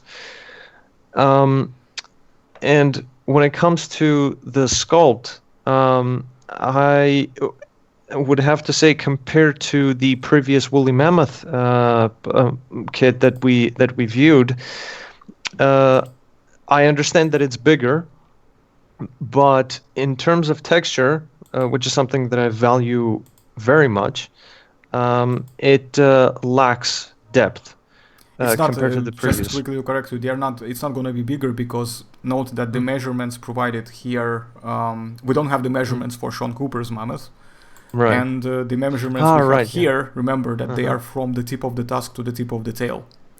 So when I was converting the woolly mammoth, dimensions roughly, I was basing it without the tip of the tusk, just so you know. I understand. Right. Yeah. Okay. Got it. But in any case, I'd have to say the detailing, the depth of the textures and all that, it's a bit lacking for my taste.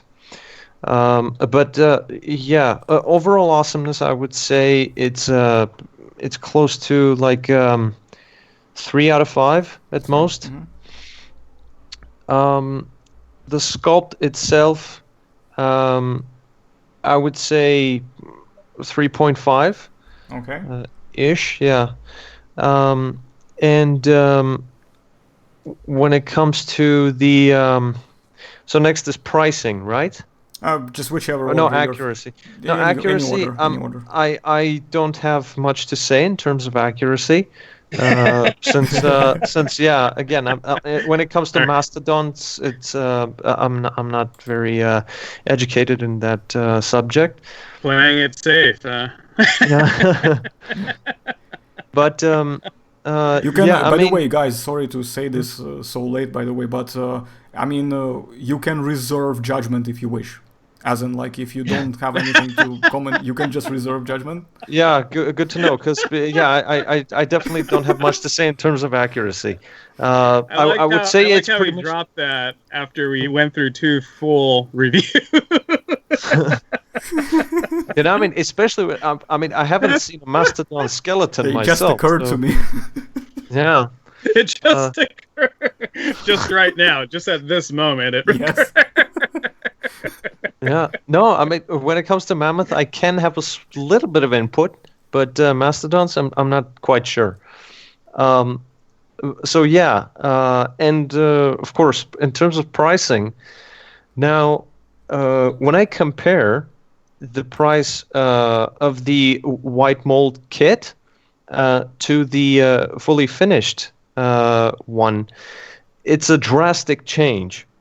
The gap is pretty huge. So I would assume that this comes from the fact that maybe the artist has a very tight schedule, so it takes a lot of time and effort for him to put this thing together. If someone commissions him to do it, so maybe that's why he does it. But for me personally, it's still too high of a price. And again, when it comes to just the unassembled kit, for this piece, it's still a bit too pricey for me personally. I'm not going to be too forgiving in that aspect. So I would say it's pretty much a 2 out of 5 for it. Okay. And especially, of course, considering the overall awesomeness, that's not too, it's nothing too great. And of course, the detailing. Yeah, I would say it's so far we're hitting the golden middle in terms of the awesomeness, more or less. Yeah. And same about the sculpt quality as well. And I noticed that for me personally, so far consistently, it seems that the difficulty of assembly and the accuracy, maybe, if I am representing it correctly, are the winning parts for this particular kit. Mm-hmm. So, what about you? Do you think this would be easy for you to assemble?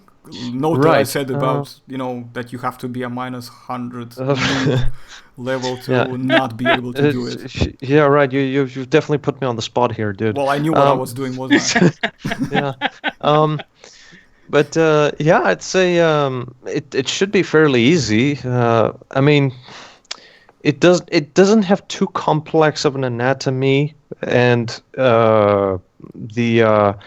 considering the fact that it has like 3 pieces at most. You just have to insert the tusks, basically. That's it. I mean, yeah, it's totally, it's a 5 out of 5. Yeah, there we go. So Yeah. we agree here. Uh-huh.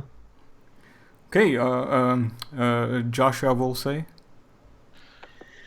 Yeah, hold on. I'm trying to because the way I've been gauging these has been through our maquette sculptures over at the tar pits. Most of them done by some of them are based off Charles Knight's art. Other sculptures are another famous sculptor. So I'm trying to download that picture to send to you in the chat so you can see what I'm looking at as far as an accurate mastodon. We'll be able to send it in a Skype chat in this group. You should be able to do that. You can just I'm just downloading the picture right now. Fine. No worries. I can open it up and bring it on a screen. I think I'm trying to remember which Charles R. Knight piece you might be referring to, because I have some stuff just turning in my head. I'm just picturing it. I don't know if I've guessed it right, but you just send it over and I'll see. Yeah. So let me. Did it not? I don't know if it worked. Dang nabbit. Well, I can talk about other stuff while we do it. So I mean, the main thing is the price point. And how that factors into... Why isn't that tab working? Work, you son of a... Okay. Oh, it saved it there. That's why I can't find it. Of course. All right. So I thought... But you pointed out something good, which was... Because I was looking at the overall size, in which I said, like, oh, wow, over a foot. That's pretty good for a kit. But then you factored in the tusks, which, the tusks do protrude out further than they do on the mammoth kit for Sean. So as far as the body, we probably might be looking at the same overall dimensions as we did for Sean. In which case, Sean is the cheaper model with the superior sculpt, as far as I can see. So I'd say overall awesome factor. It was dangling at a 4 for a while, but now with that factored in, it's probably at a 3 for me. Yep. And then, okay, I found the picture and I'm sending it via the Skype chat. So if you guys look at that. Yep. So that's the Charles Knight. Actually, I don't think that's Charles, but it might be. I got to double check. It's been a while since I've been the fishbowl. But that is the sculpture that we have for our Mastodon in the fishbowl. And that's a pretty accurate representation of the animal without fur. Obviously, it's more of a musculature study sculpt. Yeah. But you can still see just like the finite areas where, like, you know, the thing that's throwing me off with this sculpt is the head in particular. And you can see a woolly mammoth right behind it. Funny enough. Yep. And that mammoth is a Charles Knight piece. So that's the sculpt he did to do his main painting of the woolly mammoth, the more famous painting he did of the woolly. So yeah, I'd say I think the reason why these are so expensive, and it seems to be a trend with most of the people that do what's known as 3D print kits, because I see a lot of screenshots of 3D renders of the piece. Or maybe those are the raw kits? No, I don't know. It's tough to see. He does them. I can tell you straight away, he hand sculpts them. These are hand sculpts? Yeah. These are already the molded resins, but before he produces them in the molds, he hand sculpts them and then carefully cuts them and makes molds of them as well. So okay, cool. Yeah, because I saw right there it says like it takes 90 days to complete after payment. So I thought when he said the finish or the kit takes about 15 days to complete. Yeah, kit is 15 days, yeah.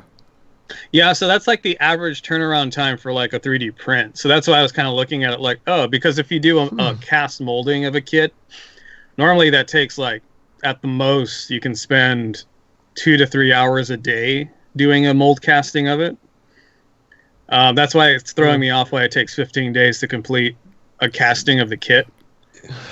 Which is why I thought it was 3D printed, because 3D printed, that depends, makes sense. Maybe there are several ways to look at it. If it's 3D printed, then that explains everything, which I don't think it is.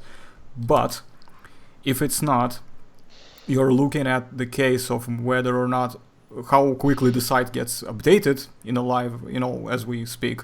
And if it's being updated constantly in that sense, then it means that at the moment his work queue might be such that it will take him overall, all of this into account, means you have to give him about 15 days, to get to this piece and to mold and cast it and to yeah, that's what I said. I mean, yeah, that's what I said. It could be down to his schedule mainly. Okay. That's what my prediction is anyway. Yeah. So, I mean, in which case, all I can really gauge it at is, I thought for the most part you were just getting more bang for your buck with this kit, but now that I'm looking at the dimensions in a whole different light, I think it's more or less I think my scores will probably be like 3 across the board, give or take.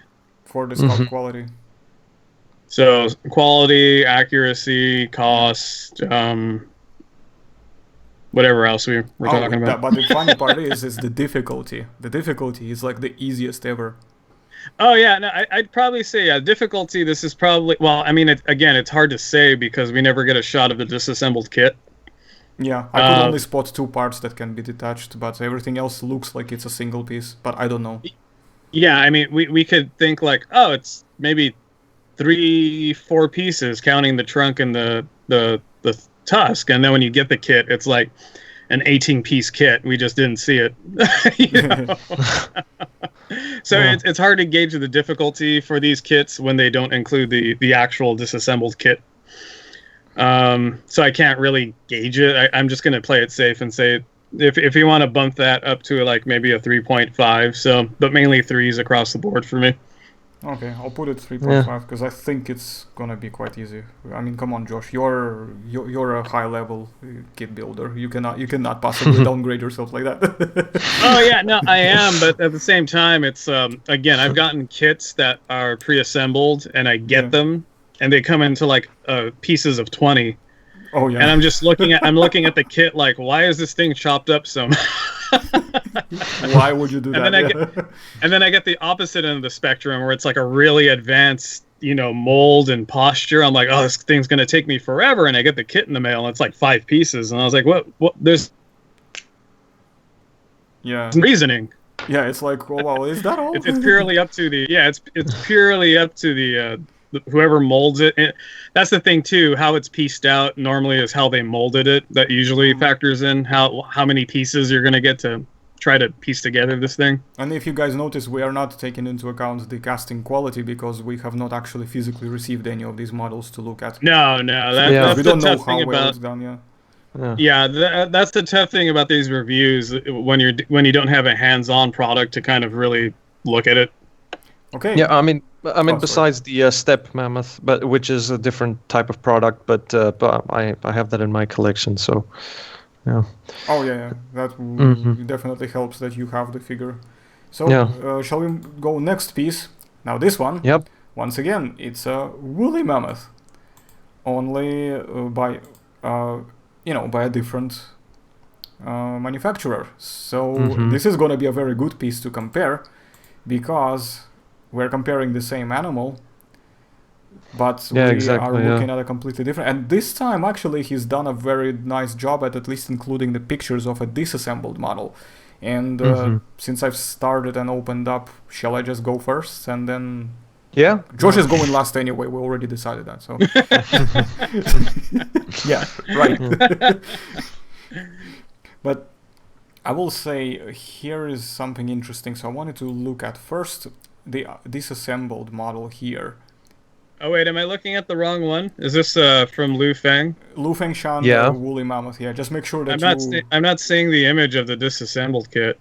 Go all the way down. It should be below. It should be below. Yeah, it's unpainted. I mean, disassembled. It's just the tusks. Yeah. Yeah, it's just the tusks. Yeah. Oh, you see where it is? It's on the left hand I'm curious side. I'm curious if that's really the disassembled bit though, or if it's just the tusks. It's just the tusks. That's no, but I'm curious if he's just showcasing if it's just the tusks versus actually. It is actually. I'll tell you something that I remember, which was very helpful. I think he was posting a picture of him molding. Preparing a mold. I think it was a Steppe Mammoth, or it may have been this one actually, and he molded it exactly like this. Ah, okay. I'm not even joking. He probably removed some of the, seam, like the, what do you call them? The vents, the vent areas which you connect to some areas so that they get in all of the different difficult areas and stuff like that to help the resin.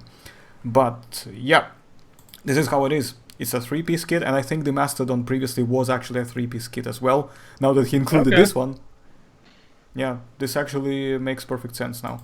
And now, based on the awesomeness overall, I would say, if I'm going to look at it like this, it's about the same to me as the Mastodon. So I would give it a 3.5, as I did before. It's a very standard walking pose, nothing particularly fancy, but I think it's a slightly more fancy in some ways, depending on how you photograph it from which angle.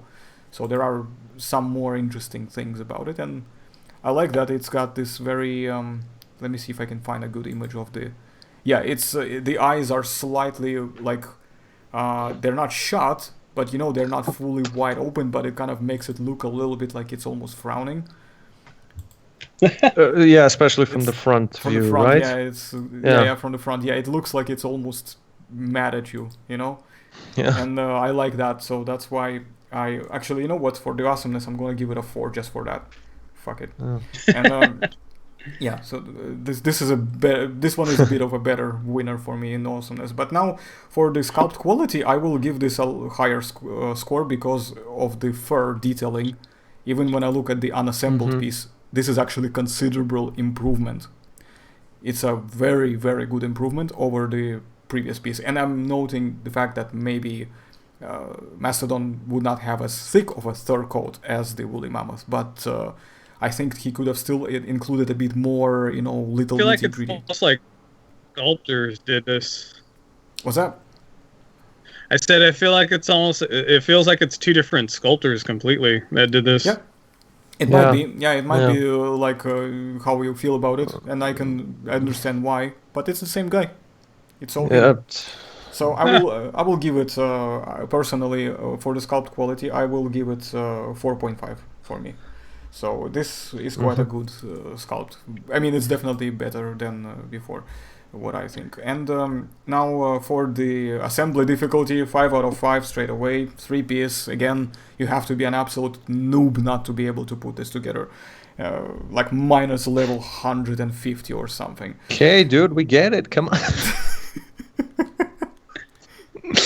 The minus levels keep getting bigger. Yeah, it's like it's like, you know, when you repeat the stories about, like, you know, legends and stuff, and you give more and more and exaggerate it over time.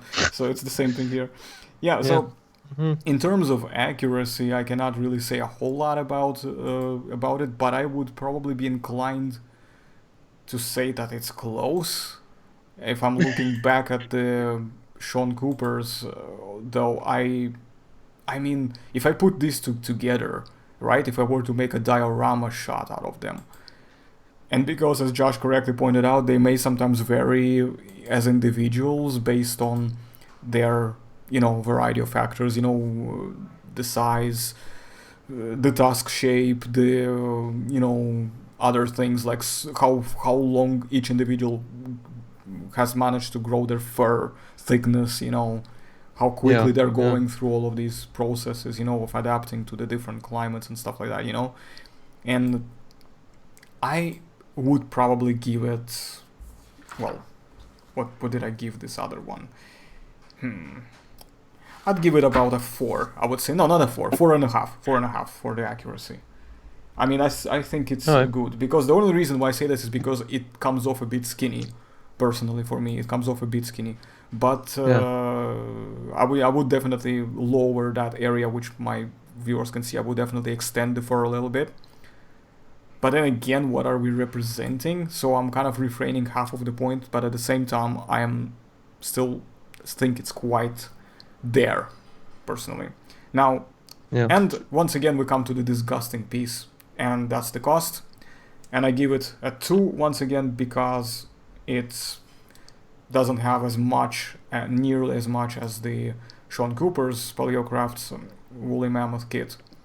So it doesn't have the base, it doesn't have the wooden base, and even the posture itself is not as dynamic, because Sean Cooper's kit is actually quite nice and more imposing, so to speak, you know, in that sense. It has more life to it, in my opinion.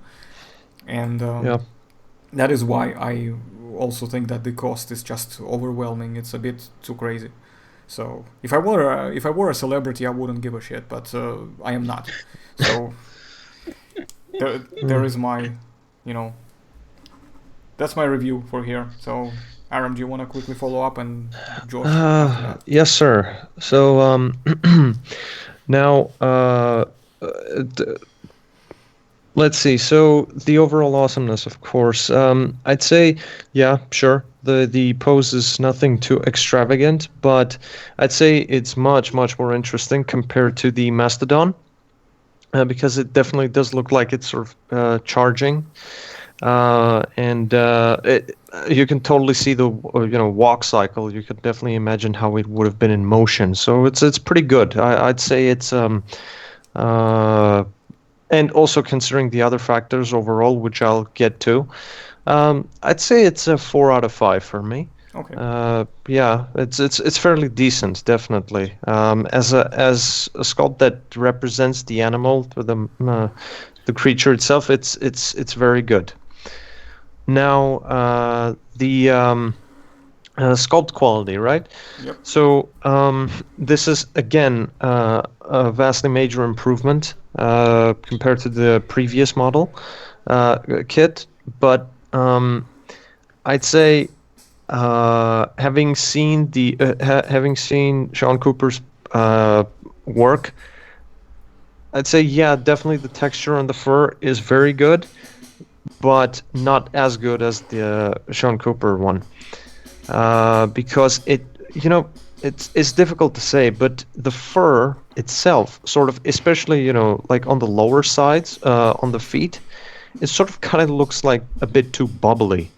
it doesn't have that sort of edge and sharpness that I would want to see on a fur on this texture. So, but when I look at the other parts, for example, the tusks, right, and the head sculpt, the tusks seem to have an interesting sort of trajectory. And I'd say it's pretty cool. It's very impressive how forward-facing they are and how big they are. And it's definitely a bonus. It looks very beautiful. And also, the head, right. So the head, I would say it's still pretty good. And yes, of course, taking into account the fact that different animals, the animals would have looked different, even in the same species. It gives it a unique look. But for me personally, when I look at the Sean Cooper one, I sort of like that huge bump on the head that's more expressed compared to this one. So overall, I'd say it's again close to a 4 out of 5. Yeah, it's a bit of a stretch, but I'll give it that. Yeah, 4 out of 5. 4 out of 5, yeah. Yeah. It's actually a bit lower than I gave it personally. Yeah. Yeah, of course. So the assembly difficulty, I'd say it should be fairly easy. Still, I mean, these Proboscidae line is not too difficult to put together. But of course, when we view the pricing, I would rather have something that's much more difficult to assemble than something as easy and something that is as high of a price as that. You know what I think? This is maybe the catch. It's like you get a lot less work as in return to do for it in that sense, and the whole model is a lot smoother as a consequence. Yeah. But you kind of pay up for it, so to speak. That's kind of what I'm observing here. But you could also look at it from the other perspective. Like you said, that if you are paying quite a lot, you kind of expect to be a bit more challenged to do something about it more, you know what I mean? Well, that's my view as an artist, I'd say, because I would rather have that sense of accomplishment after having assembled it. And it sort of has my own touch to it and has much more value, in my opinion. But it should be fairly easy, so I'd give it a 5 out of 5 in terms of difficulty. It's not much. It shouldn't be too hard. Now, of course. Now this is I don't like talking about this, but accuracy. The price. Oh, the price, yeah. The price, it's a stretch. I mean, again, the gap is too huge in my opinion. I mean, especially, of course, considering that assembling it shouldn't be too difficult. Having it be like almost $400, the difference, it's exactly $400 between the unassembled kit and the fully assembled and painted one. It's too much. So. It's I don't know. I'm even refraining from giving it 2 out of 5. Yeah, it's a 1. Yeah, it's a 1. It's a 1 out of 5. Yeah. Damn, Aram is being ruthless. Holy crap, man! I think I'm rubbing off on you, man. You're starting going crazy, man. Even I wouldn't do that, And well, I am a bit of a sick fuck in that sense, and even I wouldn't go there. It's for this one. It's a 1, dude. Yeah, I can't say anything else. I can't say it otherwise. So in terms of accuracy, right? You already pretty much covered it well. I mean, I would have pretty much said the same thing, and the thing that catches my eye is, of course, the overall shape of the head and the tusks. So the bump on the head looks quite different. You see it represented differently in other sculpts, and I prefer the one that has a more a rounder look and is much more expressed. But this is an interesting take on it as well, and it gives. I mean, you can totally tell that between the animals there would have been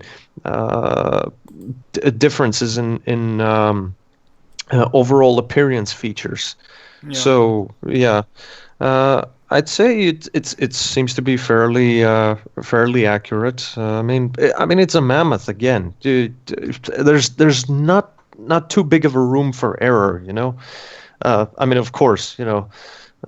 Let Lord Josh say it, put his input. So Your Grace. yeah. You will not that address him at full egotistical. title or not at all. Yeah. Okay, cool. So, Josh, you want to go then? So yeah, it's gonna be tough to say what I have to say on the heels of that stinger, Aram. So thank you. Yeah. He's trying to challenge you to kind of up your game a little bit because he granted you the lordship. Well, no, because like it makes me sound like an egomaniac, which I'm not. But Yeah, that's on the the thing. heels of None that, what I'm us actually about to are, say, that's the thing. yeah, what I'm about to say is gonna make me sound like an egomaniac. So. Disclaimer, guys. Yeah. Now you But, go ahead. I mean, I'm gonna say something that it's a backhanded comment. mm-hmm. I'm gonna say that this is a great sculpt. This is actually a pretty decent representation. It's got a mid-walking stride, so it's not a static pose. Like I said, the sculpts are almost night and day. It feels like they were done by two different people.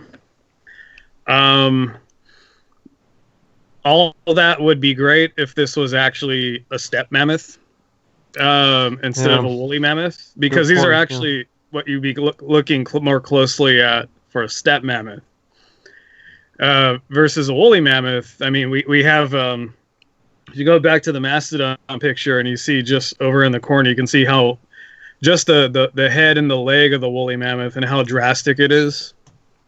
Because with Sean Cooper's kit, I'd say that's the most extreme you should go as far as thinning these creatures down. But they always were furry. Like there's a reason why they're called woolly mammoths.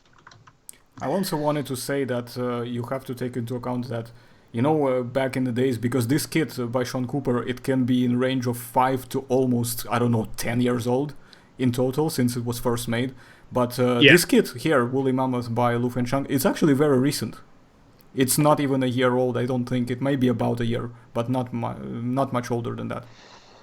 Yeah, in which case, it would be a great steppe mammoth model. I feel like it was almost a labeling faux pas. Like he just kind of looked up mammoth, didn't know which mammoth, and just kind of went with woolly mammoth. Actually, the next piece from him that we're gonna look at will be steppe mammoth. So he does. Hold on, let me see. Well, that's ironic. Yeah. Let me compare the two then, because if that's what. Yeah. Open up the other link as well if you want. Might as well.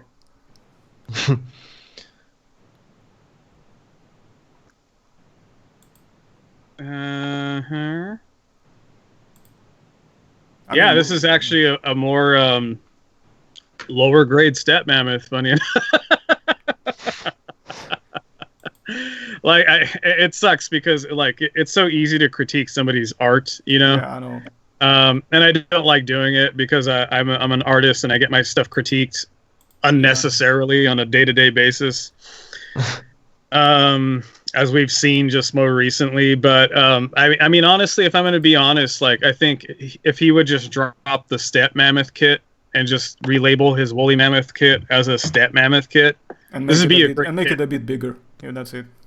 No, I mean, it's good for its proportions. I mean, as far as bigger, if you want just a bigger kit, sure. But yeah, the proportions are good. The head maybe could be a little bit more in mass, but you could also cover that up with just adding fur. What's a fairly good representation of a steppe mammoth. Yeah, that's all I got to really say. Okay. So I presume you don't want to really dig too much into the scores here. I mean, if you don't want to, you don't have to. It's up to you. I mean, let me see Okay. here. Yeah, that's fine. Aram is okay. gonna get hold up a little bit, but that's fine. He's gonna let us know when he's back. Okay, cool. Yeah, we're okay. So yeah, I'd say it's a good steppe mammoth. It's not really a woolly mammoth. As far as all the other factors, I mean, you and Aram actually touched up on something I didn't think about, which is true. Buying model kits sometimes is like buying puzzles. Yep. Which the piece count and the difficulty level also factor into the price that's being while you're paying for these kits in the first place. And it's tough to kind of use that for creatures versus like, you know, someone who buys a mechanical kit. They buy it so they can piece together a car, you know, like do the muffler and, you know, the all these pieces you're not going to see on the model car when it's assembled, but it's the fact that you did assemble it all in your head and it's all in there. It's kind of the satisfactory feeling you get as a model builder. So I didn't think about that. So I guess the difficulty and what you're paying for, that can kind of swing in terms of like user, just what's the word? User Engagement probably even would be engagement. There's another word for it, but it'll come to me. Challenging the no preference. User preference. Oh, okay. Okay, I was on the wrong train of thought there. Yeah. So yeah, I'd say for the user preference, yeah, it depends. I guess that's a whole different way to spin it. Like it might be a more difficult kit, but if that's what you're looking for something that you're paying this much for, then maybe that's what you want, in which case the price is right, versus if it's too simple of a kit and you're paying this price, it's not worth the price because you just have to stick the tusks into it. So it can go either way, really, I guess, which case I'll defer to you guys with your price points. But as far as the sculpt quality, it's a great sculpt quality. It's probably the best quality I've seen of his work so far. As far as accuracy, I can't really say it because I kind of already commented on it, which is this is a great steppe mammoth. It's not really a woolly mammoth. Yeah, and I guess understand why. Yeah. Yeah, and then I guess that's a spoiler for when we get into the steppe mammoth. So I won't have too much more to say about it beyond that. Aram is just going to change his device because he needs to. I'm here. Oh, you're here. You're back. Yep. What's up, man? Okay. Try not to. I know that on your iPad sometimes you forget it, but please try not to tap your mic too much because it's gonna hurt my ears. Yep. Yeah, just gonna open up the links once more. Yeah, no worries. Take your time. I mean. So yeah, we're moving on to the steppe mammoth. Yeah, quote steppe mammoth because this. This is a bit. How can I say this? I want to open up by saying that I'm not sure. This is how I would see it because look at how. If you look at multiple angles and pictures, even if you look at the unpainted one, because that's where you can see the shape better.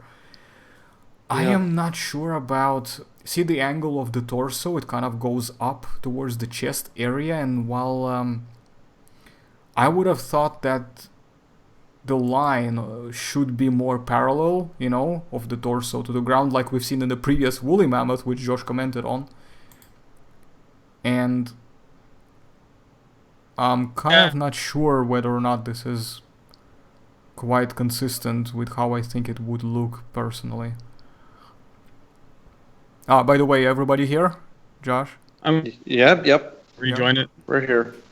Alright, cool. Just because I think Josh is... And this call... Yeah, the Josh computer is kind of glitchy. Oh, okay, because I thought you were lagging. Yeah, it lagged a little bit. Yeah. No, we're good. Oh, I think I see what's going on. Yeah, your Josh, your camera froze. Although the minimized image actually looks quite good. It's like you in the hat with the shades on and stuff. But yeah, if you want, you can disable the video and then enable it again just to reset it. But shall I just continue commenting while Josh manages to reset his view and, you know, webcam, and I'll just fill in the Yeah, gap. yeah, totally. I'm here, mate. Okay, cool. You're still here anyway, so it's fine. Josh is gonna, if he's disconnected, Yeah. he'll come back anyway. Just Um, just trying to open up the link Yeah, because that's on fine. my iOS devices it's not doing, but I have a computer here. There's thankfully, something so- very weird on this as well. I noticed it's this curve, you know, the back of the head. Okay, Josh is back, I think. Yeah, can you guys hear me better now, or? I can hear you and I can Yep, see you now, and totally. you are not lagging anymore, which is great. So, Okay. or yeah, no, you are not. You're fine. So basically, the quote-unquote Steppe Mammoth. This is where I have issues. I'm not sure what the hell is going on with the with these weird sharp humpy things on top of its, above its shoulder, basically at the top of the back, and also above the back of the head. I don't get it. Is this something? I don't know. It looks too sharp, and I'm not sure why it's like that. I don't know if it's supposed to be that way. I don't think so, but it looks weird for me. Let's just say it looks unusual, so it can either be a correct thing, which means everybody else was doing it wrong, or it's completely wrong thing, which would be self-explanatory. But I can see the difficulty is gonna be easy as well. Once again, this kit seems to emphasize the same principle as before, that it's a 3-piece kit. I can see though on the casting of the Tusks you'll have to do some filing and sandpapering to smooth it, because it's got mold lines there quite a lot. At least based on this piece anyway, on this casting. I don't know about other castings how they come out, but this casting here looks like you would have to do quite a lot of that stuff. And then of course, what else? Dimensions seem to be okay. Yeah, that's fine, no worries. And I mean, to be honest with you, if I were to go, it will be very much the same as my other reviews. My only major issue is that, again, it doesn't really feel like a proper, what I would think would be a Steppe Mammoth, because of several things that I'm not sure about. So I cannot even give you, I would probably even reserve from accuracy, just because I just simply have nothing that I can comment on. In terms of awesomeness, I think the woolly mammoth that he made looks a little bit better. Personally, I think it's got more detail, it's got better, more interesting pose. The alignment, the way how it looks imposing and everything from the front, I think it's a bit more interesting. So, in terms of difficulty, once again, I'll give it a solid 5. In terms of awesomeness, I'm gonna go to about 3.5, same as Mastodon. And in terms of accuracy, I cannot comment. But the cost, once again, but this one is a bit more expensive. I'm probably gonna just still keep it at a 2. And the Sculpt Quality, I'll give it... It's better than a Mastodon, I think, a little bit. So I would give it a 4. So, Aram, you still here? Alright. Yep. Josh, would you please proceed instead of me, because I can't seem to access the link just yet. Josh has typed in the chat, he's away right now, he's gonna be Oh, back. it's just typed in the chat, okay. Yeah, because on my devices I'm unable to access the links, and on my phones as well, apparently. That's not okay, good. okay, there it is, Oh, you found it, okay. yeah, okay, thankfully, yeah, it worked this time. Okay, so, let me just change the pricing again. Okay, here we go. You can hear me just fine, right? Absolutely, yes, and Josh is back as well. But Awesome. it's the Steppe Mammoth that we're looking at right now. I already gave my feedback, so you can go yours, and as always, Josh is going last. Yeah. All right. Cool. He's the nicest guy of us, so he's gonna finish last. Right. Yeah. It's gonna become like who's the biggest dickhead of the trio competition, just so we don't have to be the nice guy who finishes last anymore. Right, sorry, Aram, go ahead. I'm just inserting Cheers. random No nonsense. worries. Okay. So yeah. Overall. So judging by the overall awesomeness, right? Now, a key factor that I consider when giving my score in this category is the pose. That's what I usually look at. So in this case, I find it to be a bit strange because you have just its right leg, hind leg, just behind, sort of stretched, and the front legs seem to be just on the ground, and it doesn't seem to be a walk cycle of any sorts.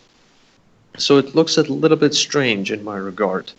Though, I mean, I don't know, maybe some other people might be into it, but I find it a bit peculiar. So I'd say it's, and again, it's not extravagant either. It's nothing too interesting as well, and it looks a little bit weird. So that kind of decreases its score.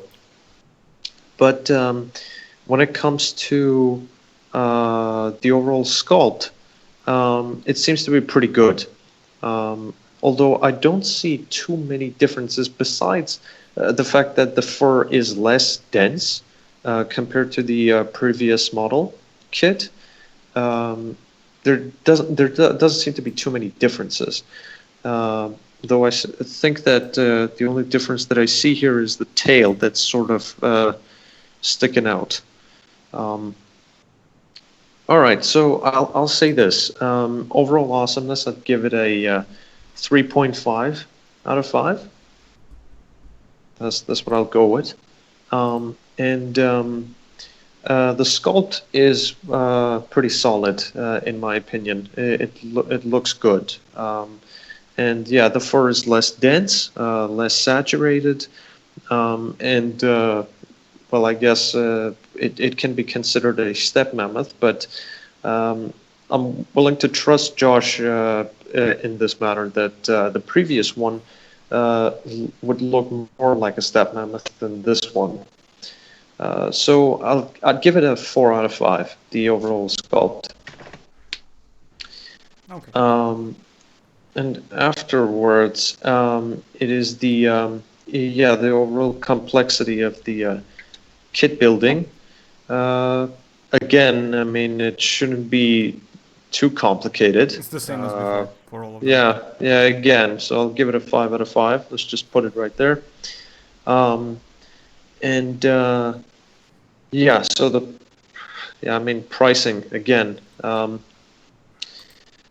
It's this one is there seems to be a bigger difference here. But it actually seems to be a bit more expensive than the previous one. I mean, it's the same price difference between a finished, fully assembled, painted kit and an unassembled one.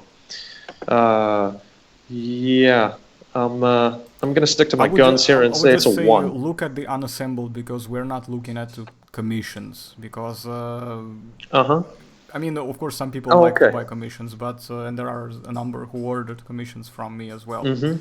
But most kit buyers and hobbyists, they prefer to buy them unassembled and unpainted. Basically, they like to do it themselves, because it's one of the essential parts of the hobby is to build it yourself and prepare it and get it all done. It's like done in stages, so to speak. But so that's why I would say just focus on the price when it comes to that, just on the kit itself, which is $277. So what are your thoughts on that one? $277. I mean, it lacks the base. The size, well, I mean, what is the size? I'm having trouble understanding. You can look at some of the gallery pictures. It's 21 centimeters tall and 36.5 in length, but that's obviously from the bare tips of everything, not just the bulk. It's like the tips of the tusks and stuff like that. Yeah, it's fairly. It's fairly big, I'd say. Well, I mean, considering it's it seems to be pretty big. So I'll say this: for a kit, for this price range, I'd give it a 3 out of 5 because with its size, I think it gives off a statue-esque vibe in itself. So it can be, it can be a pretty cool addition. I mean, like put it on your office desk or something like that. I'd say it's much better than the previous one, although it still lacks a base. But yeah, I mean 200 and something, not too shabby. Okay. Still a bit high though. Yeah. No, still, I mean, everything here is still too high for me most of the times. I mean, from this range anyway, because all other models that I want to buy anyway, which I have in my list that I want to purchase from Lufenshan, they are, in my opinion, a lot better in terms of how they're done, but they don't fit the topic of the video. So, but okay, Josh? I mean, I kind of already said what I needed to say when we did the other when we did the other kit. So well, we already can guess that your scores are gonna be pretty low grades on this mostly. Yeah, no, I mean, I'm not even. And again, it sounds like I'm a dick. I'm probably the worst one in this whole thing. No, I am the worst one. When it comes to judging the price, I'm the biggest dick there is. Yeah, it's actually Aram, yeah. I have the biggest dick, yes.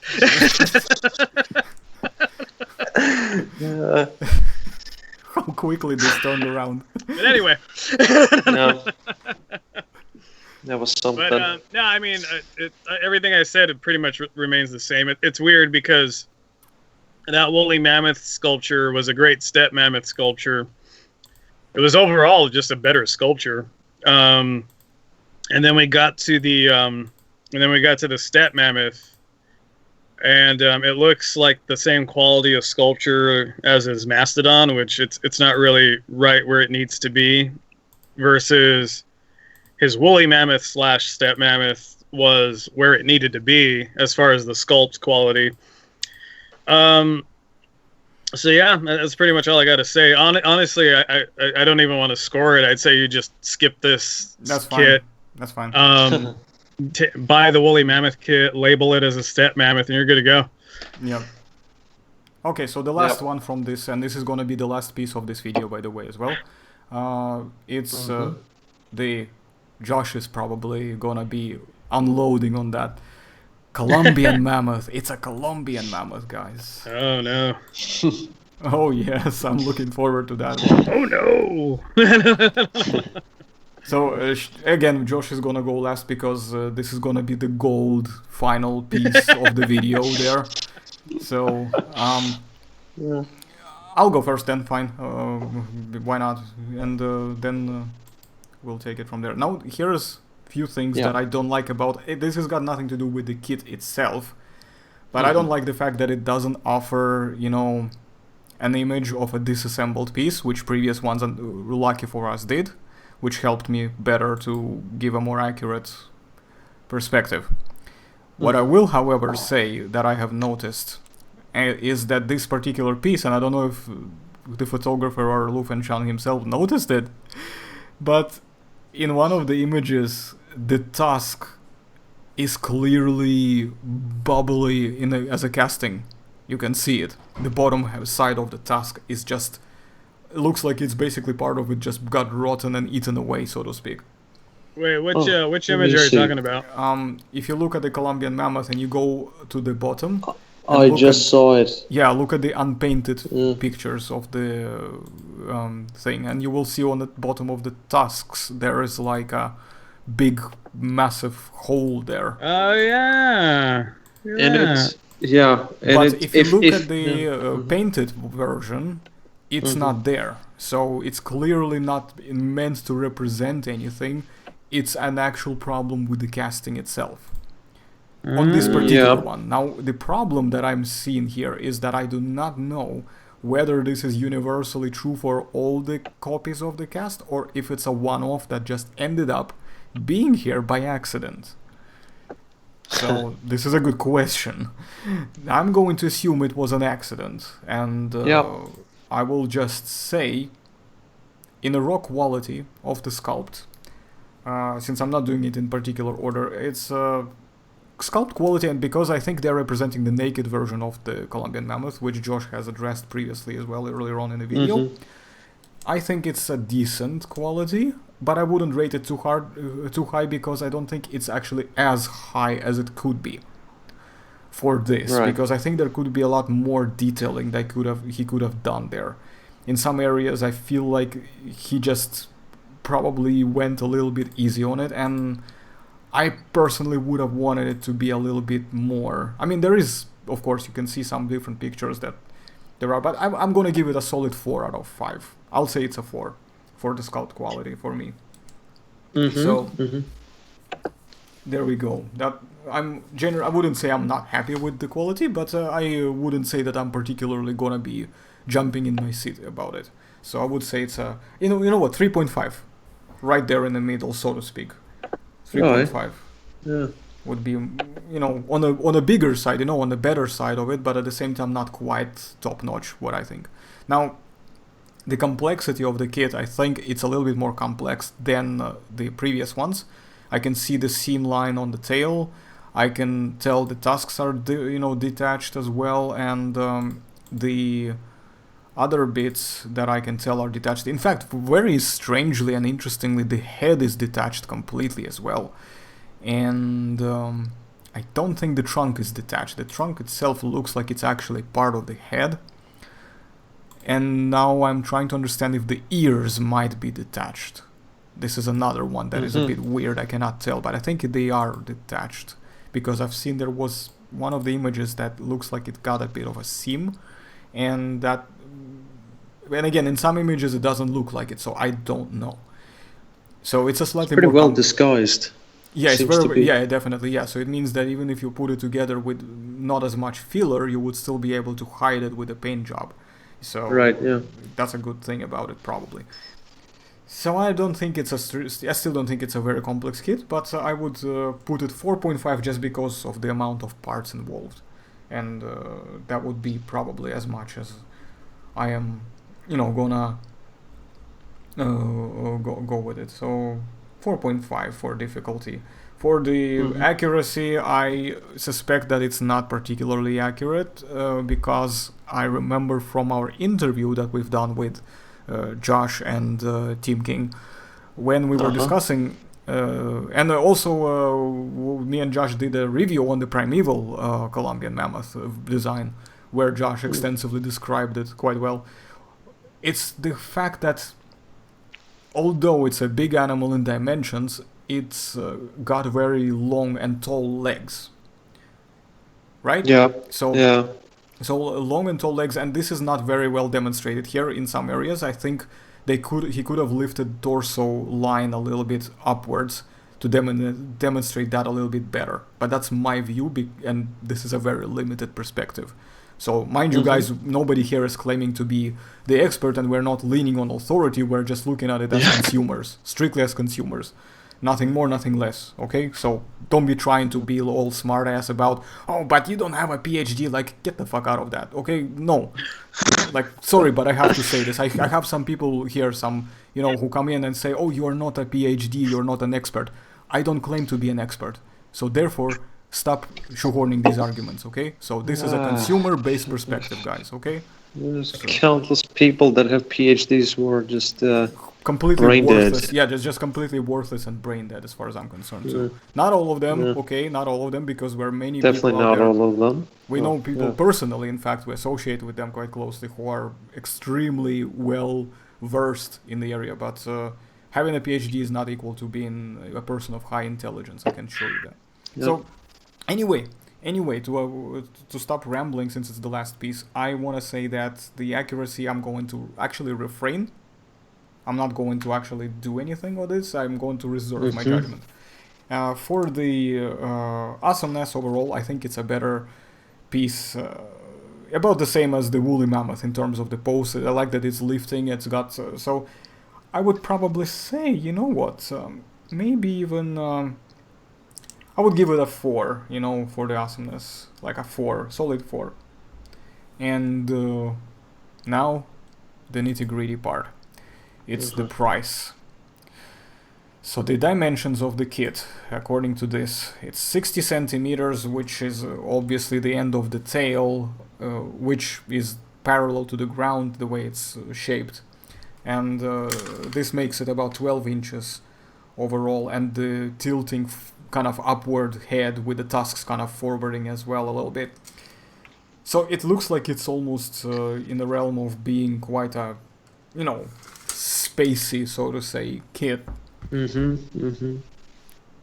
But I don't think it's actually worth $513 US based on that size scale, considering that it just outprices completely a lot of kits that are even bigger size scale overall, just bigger period, and yet it's almost sometimes twice as expensive as them. So I'm just gonna fuck it, I'm gonna give it a 0. I'm just gonna be a bigger dick here and give it a 0 for that particular reason, because there's just absolutely no way. The hell must freeze over before I'm gonna become a rich celebrity and not care about this number. But that's me. Yeah. That's just how I think it is. If strictly from consumer point of view, how I would go about it, because it's my money, so I would not be willing to do that. Sorry, Lu Fengshang, I love you. You are amazing, but no, I'm not gonna go for this one. There are other kits of his that I have already asked him that I want to get in future, so he knows what I'm talking about if he's watching. But this one, no, thank you, but I'm going to skip on this one. Unless you give it to me as a present on my birthday, then it's fine. I'll give it 5 out of 5 on everything. Yeah, there we go. So, Aram, do you want to quickly chime in as well, and then? Alrighty. Yeah, of course. So I have quite a few things to say about this. Now, I actually want to call your attention to something. Oh yeah. Point your attention to something. Now, if you pay close attention, if you compare the fully assembled kit images to the one that's, as in the one that's not painted, the painted one to the unpainted one, you can see the trajectory of the tusks seem to be a bit different. Now, what I see here is that the painted version's tusks seem to kind of overlap and seem to be a bit longer, maybe, I or think it's the rounder. angle of how they were inserted, how they were twisted. Yes, that could be. Yeah, that's actually a good Definitely, point. Yeah, It's that's it's actually a the good angle, point. insertion angle, yeah. Yeah, it's good to know that one has a liberty in that aspect to actually point and twist them, put them in a position that's more fitting to their taste.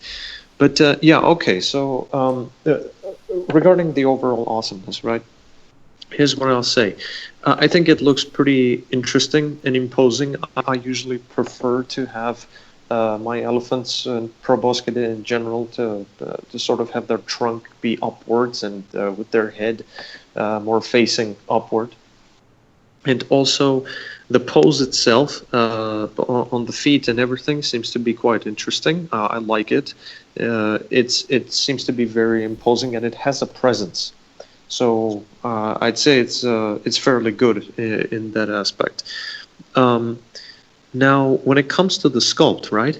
I heard that you mentioned that you would have preferred for it to have more detailing, but as far as I'm concerned, But as far as I'm concerned, and while looking at it as closely as I can, I think this isn't too bad for me, because I can see loads and loads of folds and creases and a lot of interesting scaling going on here, and especially on the head.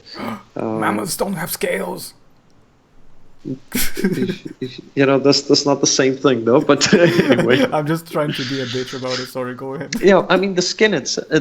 The folds and creases are very interesting, and I think they're very well executed. Yeah. You can almost, you can almost feel that it's real tissue.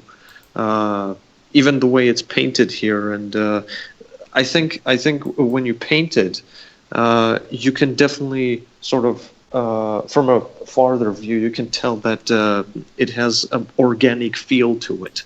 It's a very compared to the interesting ones, technique. compared to the ones that have fur, they look a bit more artificial. Yeah. Now this one, when I look at the images, I can say that it feels more realistic. The other thing to note as well, that when you paint these models, you can cheat by adding extra depth by highlighting with the colors.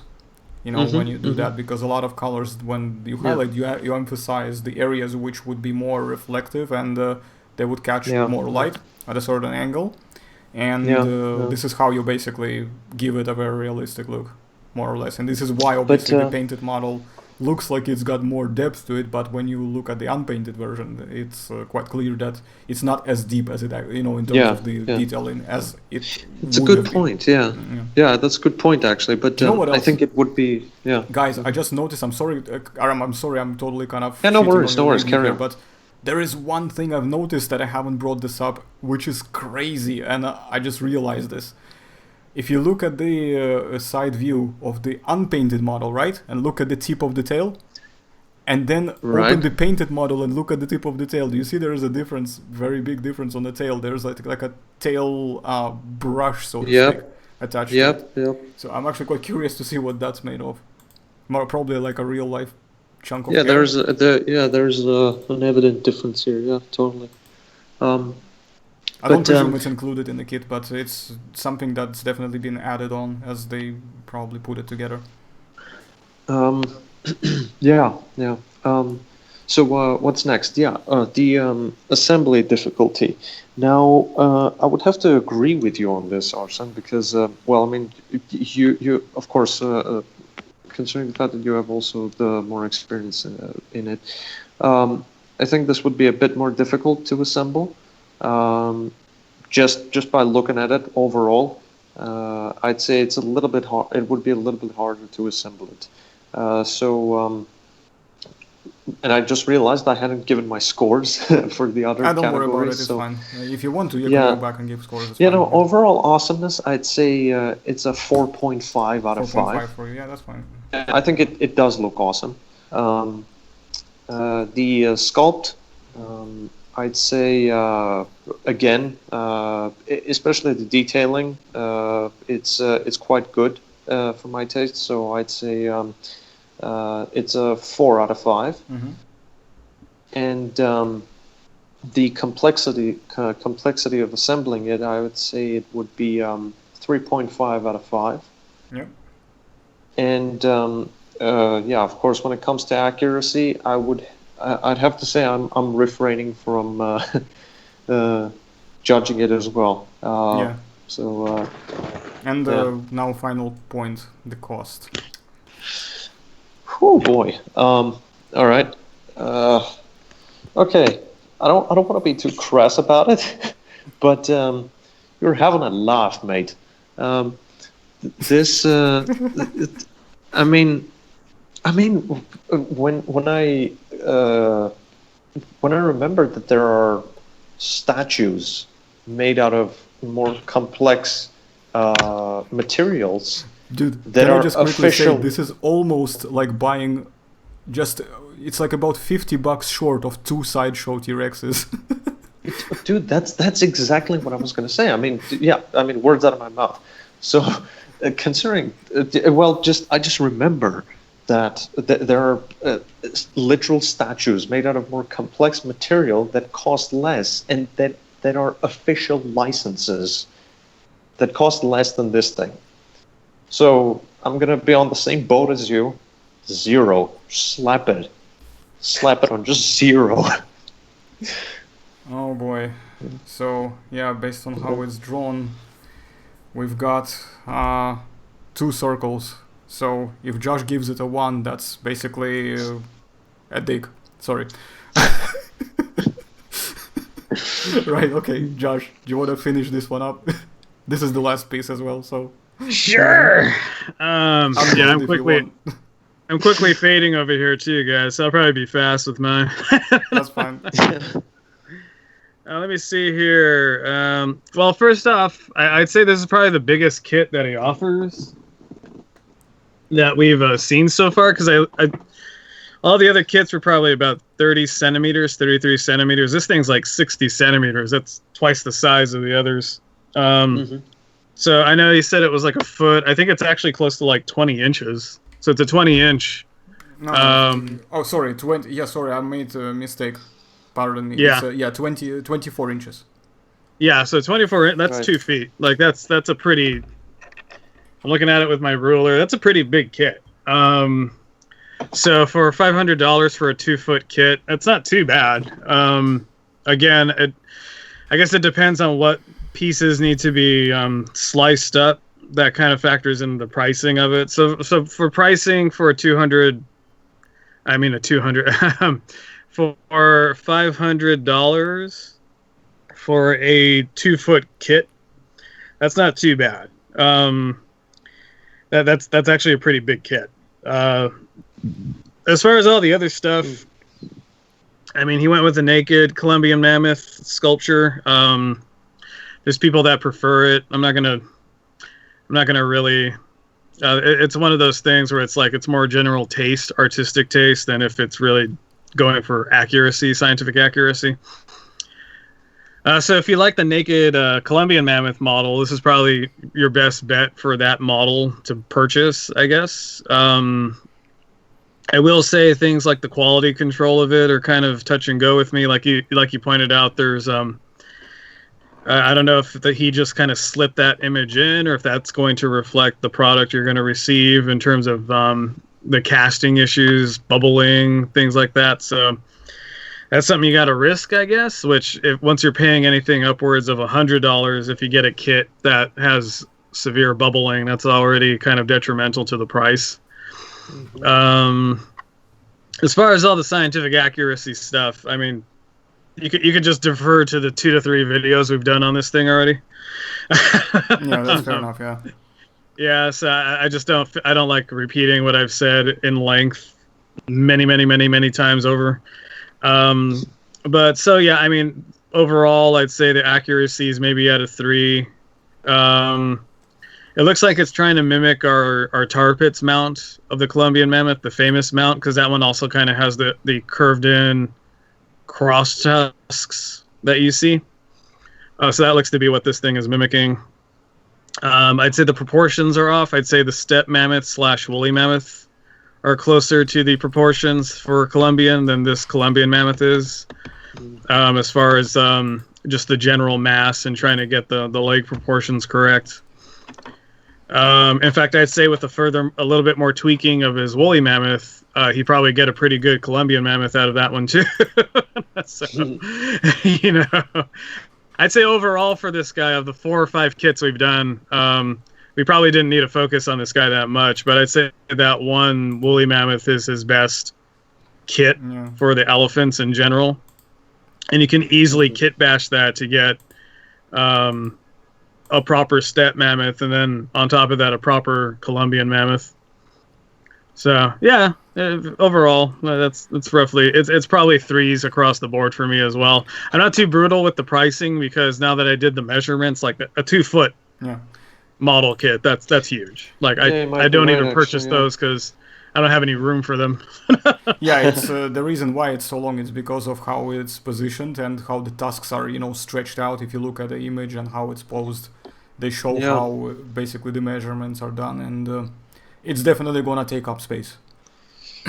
Yeah, I'd say at minimum, because if I factor in the tail. And the tail, yeah.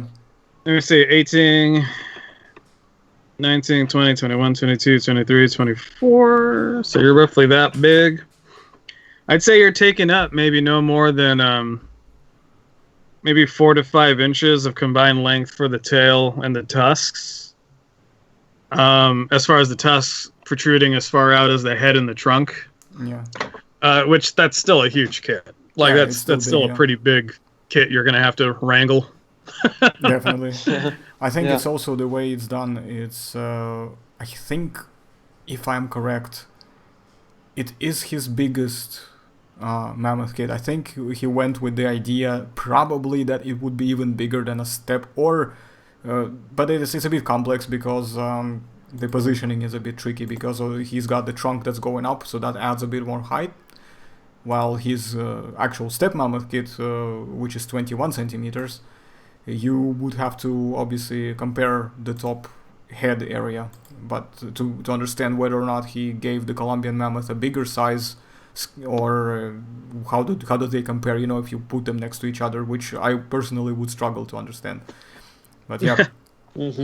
So let's summarize quickly and wrap it up slowly this session, and say that for me personally, guys, I would say I'm getting the Sean Cooper's woolly mammoth.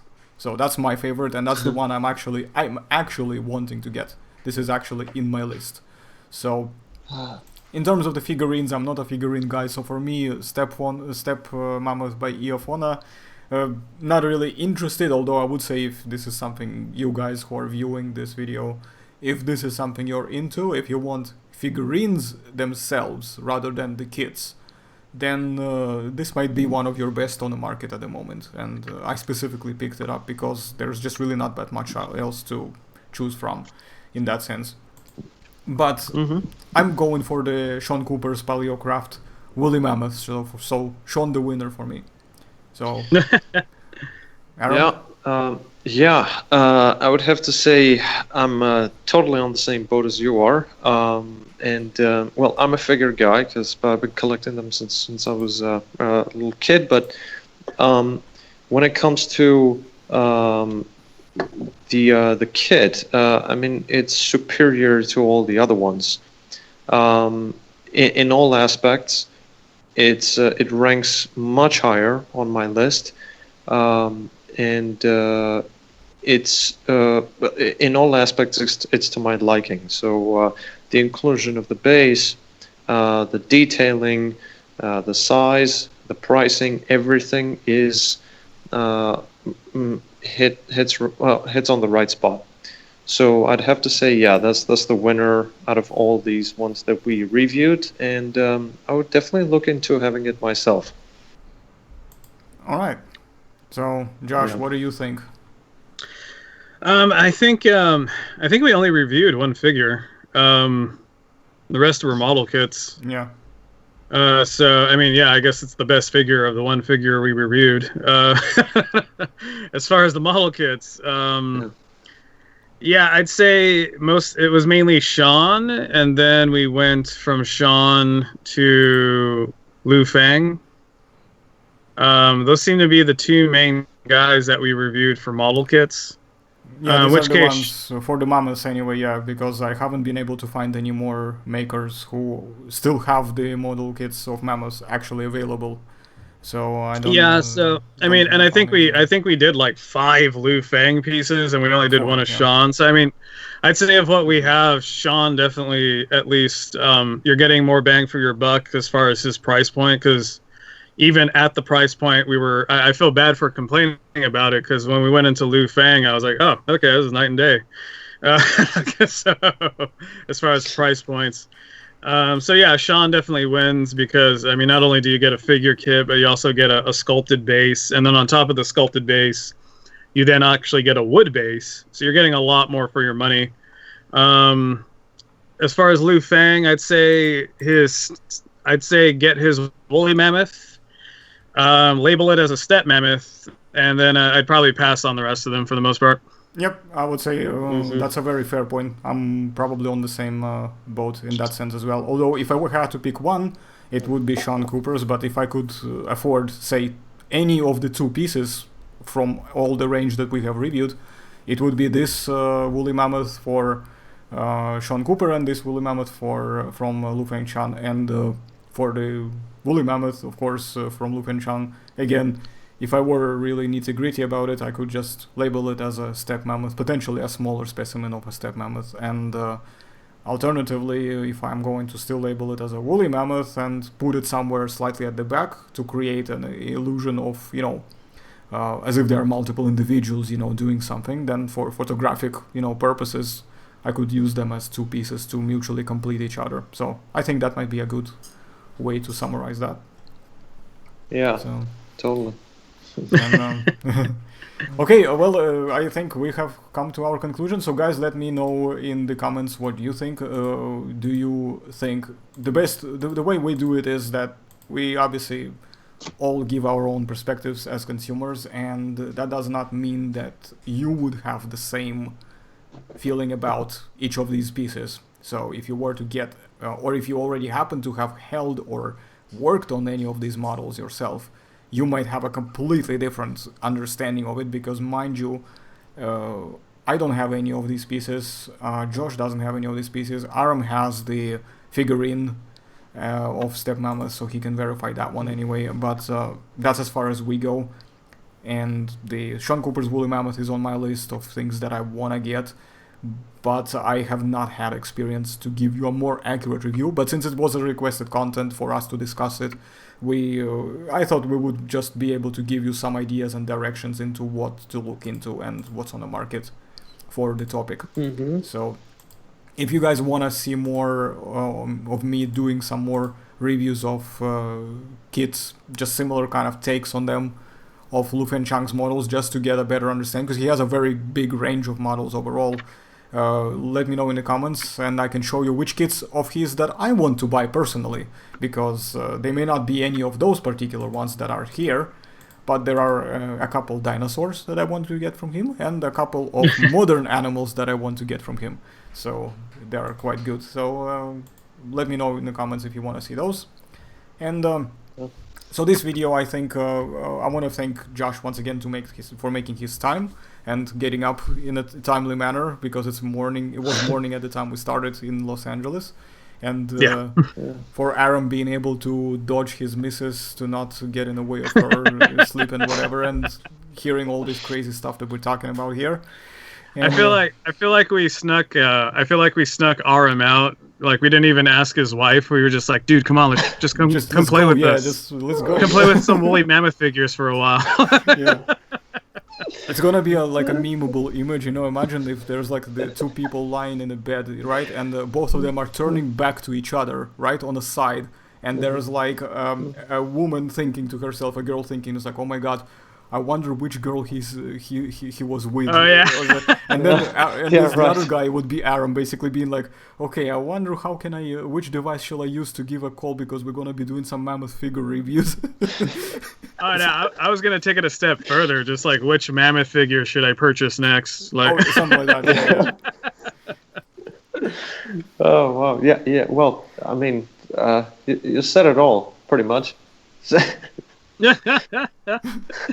We try. And then Aram, because it's my first time chatting with you. Yeah, I just want to say it's great to talk to you finally after so long.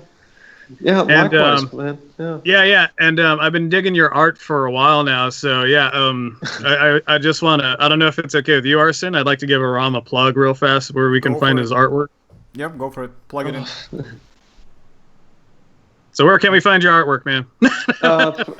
Yeah, sorry, it just arrived. Yeah, it was a bit late. Yeah, you can find me on loads of social media platforms. On Facebook as artwork by Aram Papazyan, and on Instagram as well, and on Twitter, pretty much the same name. I don't like to put in some extravagant usernames. I always like to use my official name. So. Yeah, that's pretty much it. On Facebook, Instagram, and Twitter, and on DeviantArt as Aram Rex. Nice. So I've just put the Facebook page on my screen cap as well, so people can see it right here. So that's the tag right there, and that's the name of it, and it's really as easy as that. And there you go. You know the rest, basically. And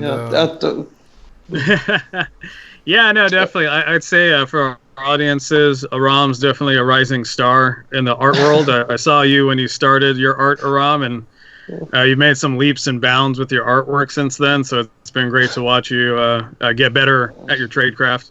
Man, I gotta say, it's. I mean, I don't want to take up too much of your time, but I just have to say how much I appreciate the feedback and the compliments, because. I mean, back in the day, I would never have realized that I could pursue this and actually make a living out of it, especially coming from a post-Soviet country where this is not perceived as well. And it's I mean, it's so different. And considering also the fact that the paleontology is non-existent here, Yeah. I mean, we only discovered one mammoth in the region of Gyumri in northern Armenia, and but yeah, I mean, thank you guys, and thanks Josh, because you definitely are more knowledgeable and are heavily invested in the field.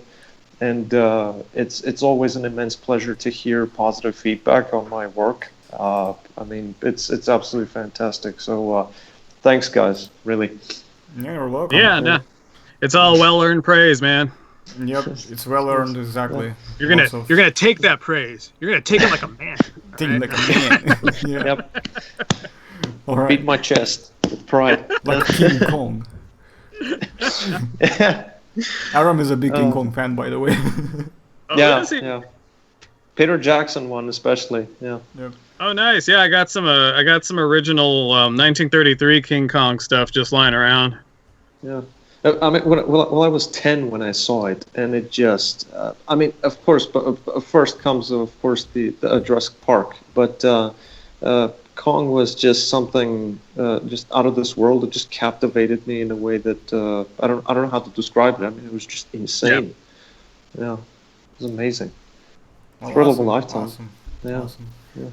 And me and Aram, by the way, the way we met was on just some random forum, and Aram was the first one who messaged me because he noticed the weirdness of my surname ending same as his, and he was like, "Are you an Armenian?" And I'm like, "Yeah." Like, "Do you speak Armenian?" And I'm like, I can understand you like a dog and nod my head, but not really." So, you know, and Yeah, I then mean, we kind of started. It just took off from there, basically. And actually, shortly after, I think I also got introduced with Josh. It was literally like around the same time when me and Aram were acquainted, and roughly about the same time as well, I think Josh and I as well got acquainted. Yeah, I want to say that was like, what, 2016, give or take? Earlier than that, I think we got 2015 maybe? Yeah. 15 or 14 even, maybe. Yeah, memories. It was. Memories, It yeah. was. I remember. I think it was the beginning of my second semester in film school in Paris. And, It was. Do you know what else it may have been? It may have been before the 2015 Jurassic World came in. Oh no, that's actually true. Yeah, It would have been both of you yeah. definitely. It would have been before that, because I think we Yeah, already knew each other before the movie hit the theaters.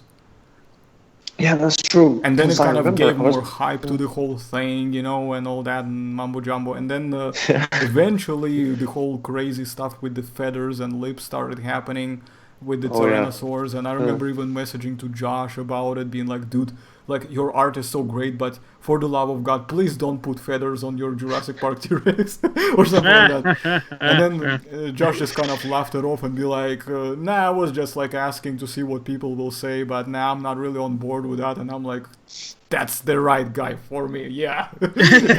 Because I was already kind of on the skeptical side of the whole thing as well at that point, because I was a feather Tyrannosaurus supporter at one point or another, by the way. I've said that before, but I'll say it again in case people will decide that I'm somewhat biased, which I'm not. And I just started looking at it from a different perspective, and thus conclusions just kind of become self-explanatory. But that's a long story for another video.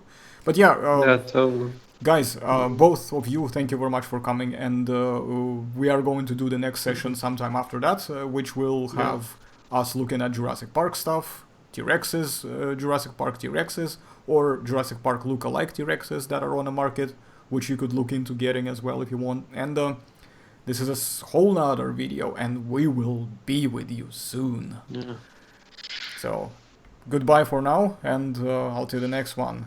Ciao. Cheers. Right. Okay, I'm getting the fuck out of here. Bye.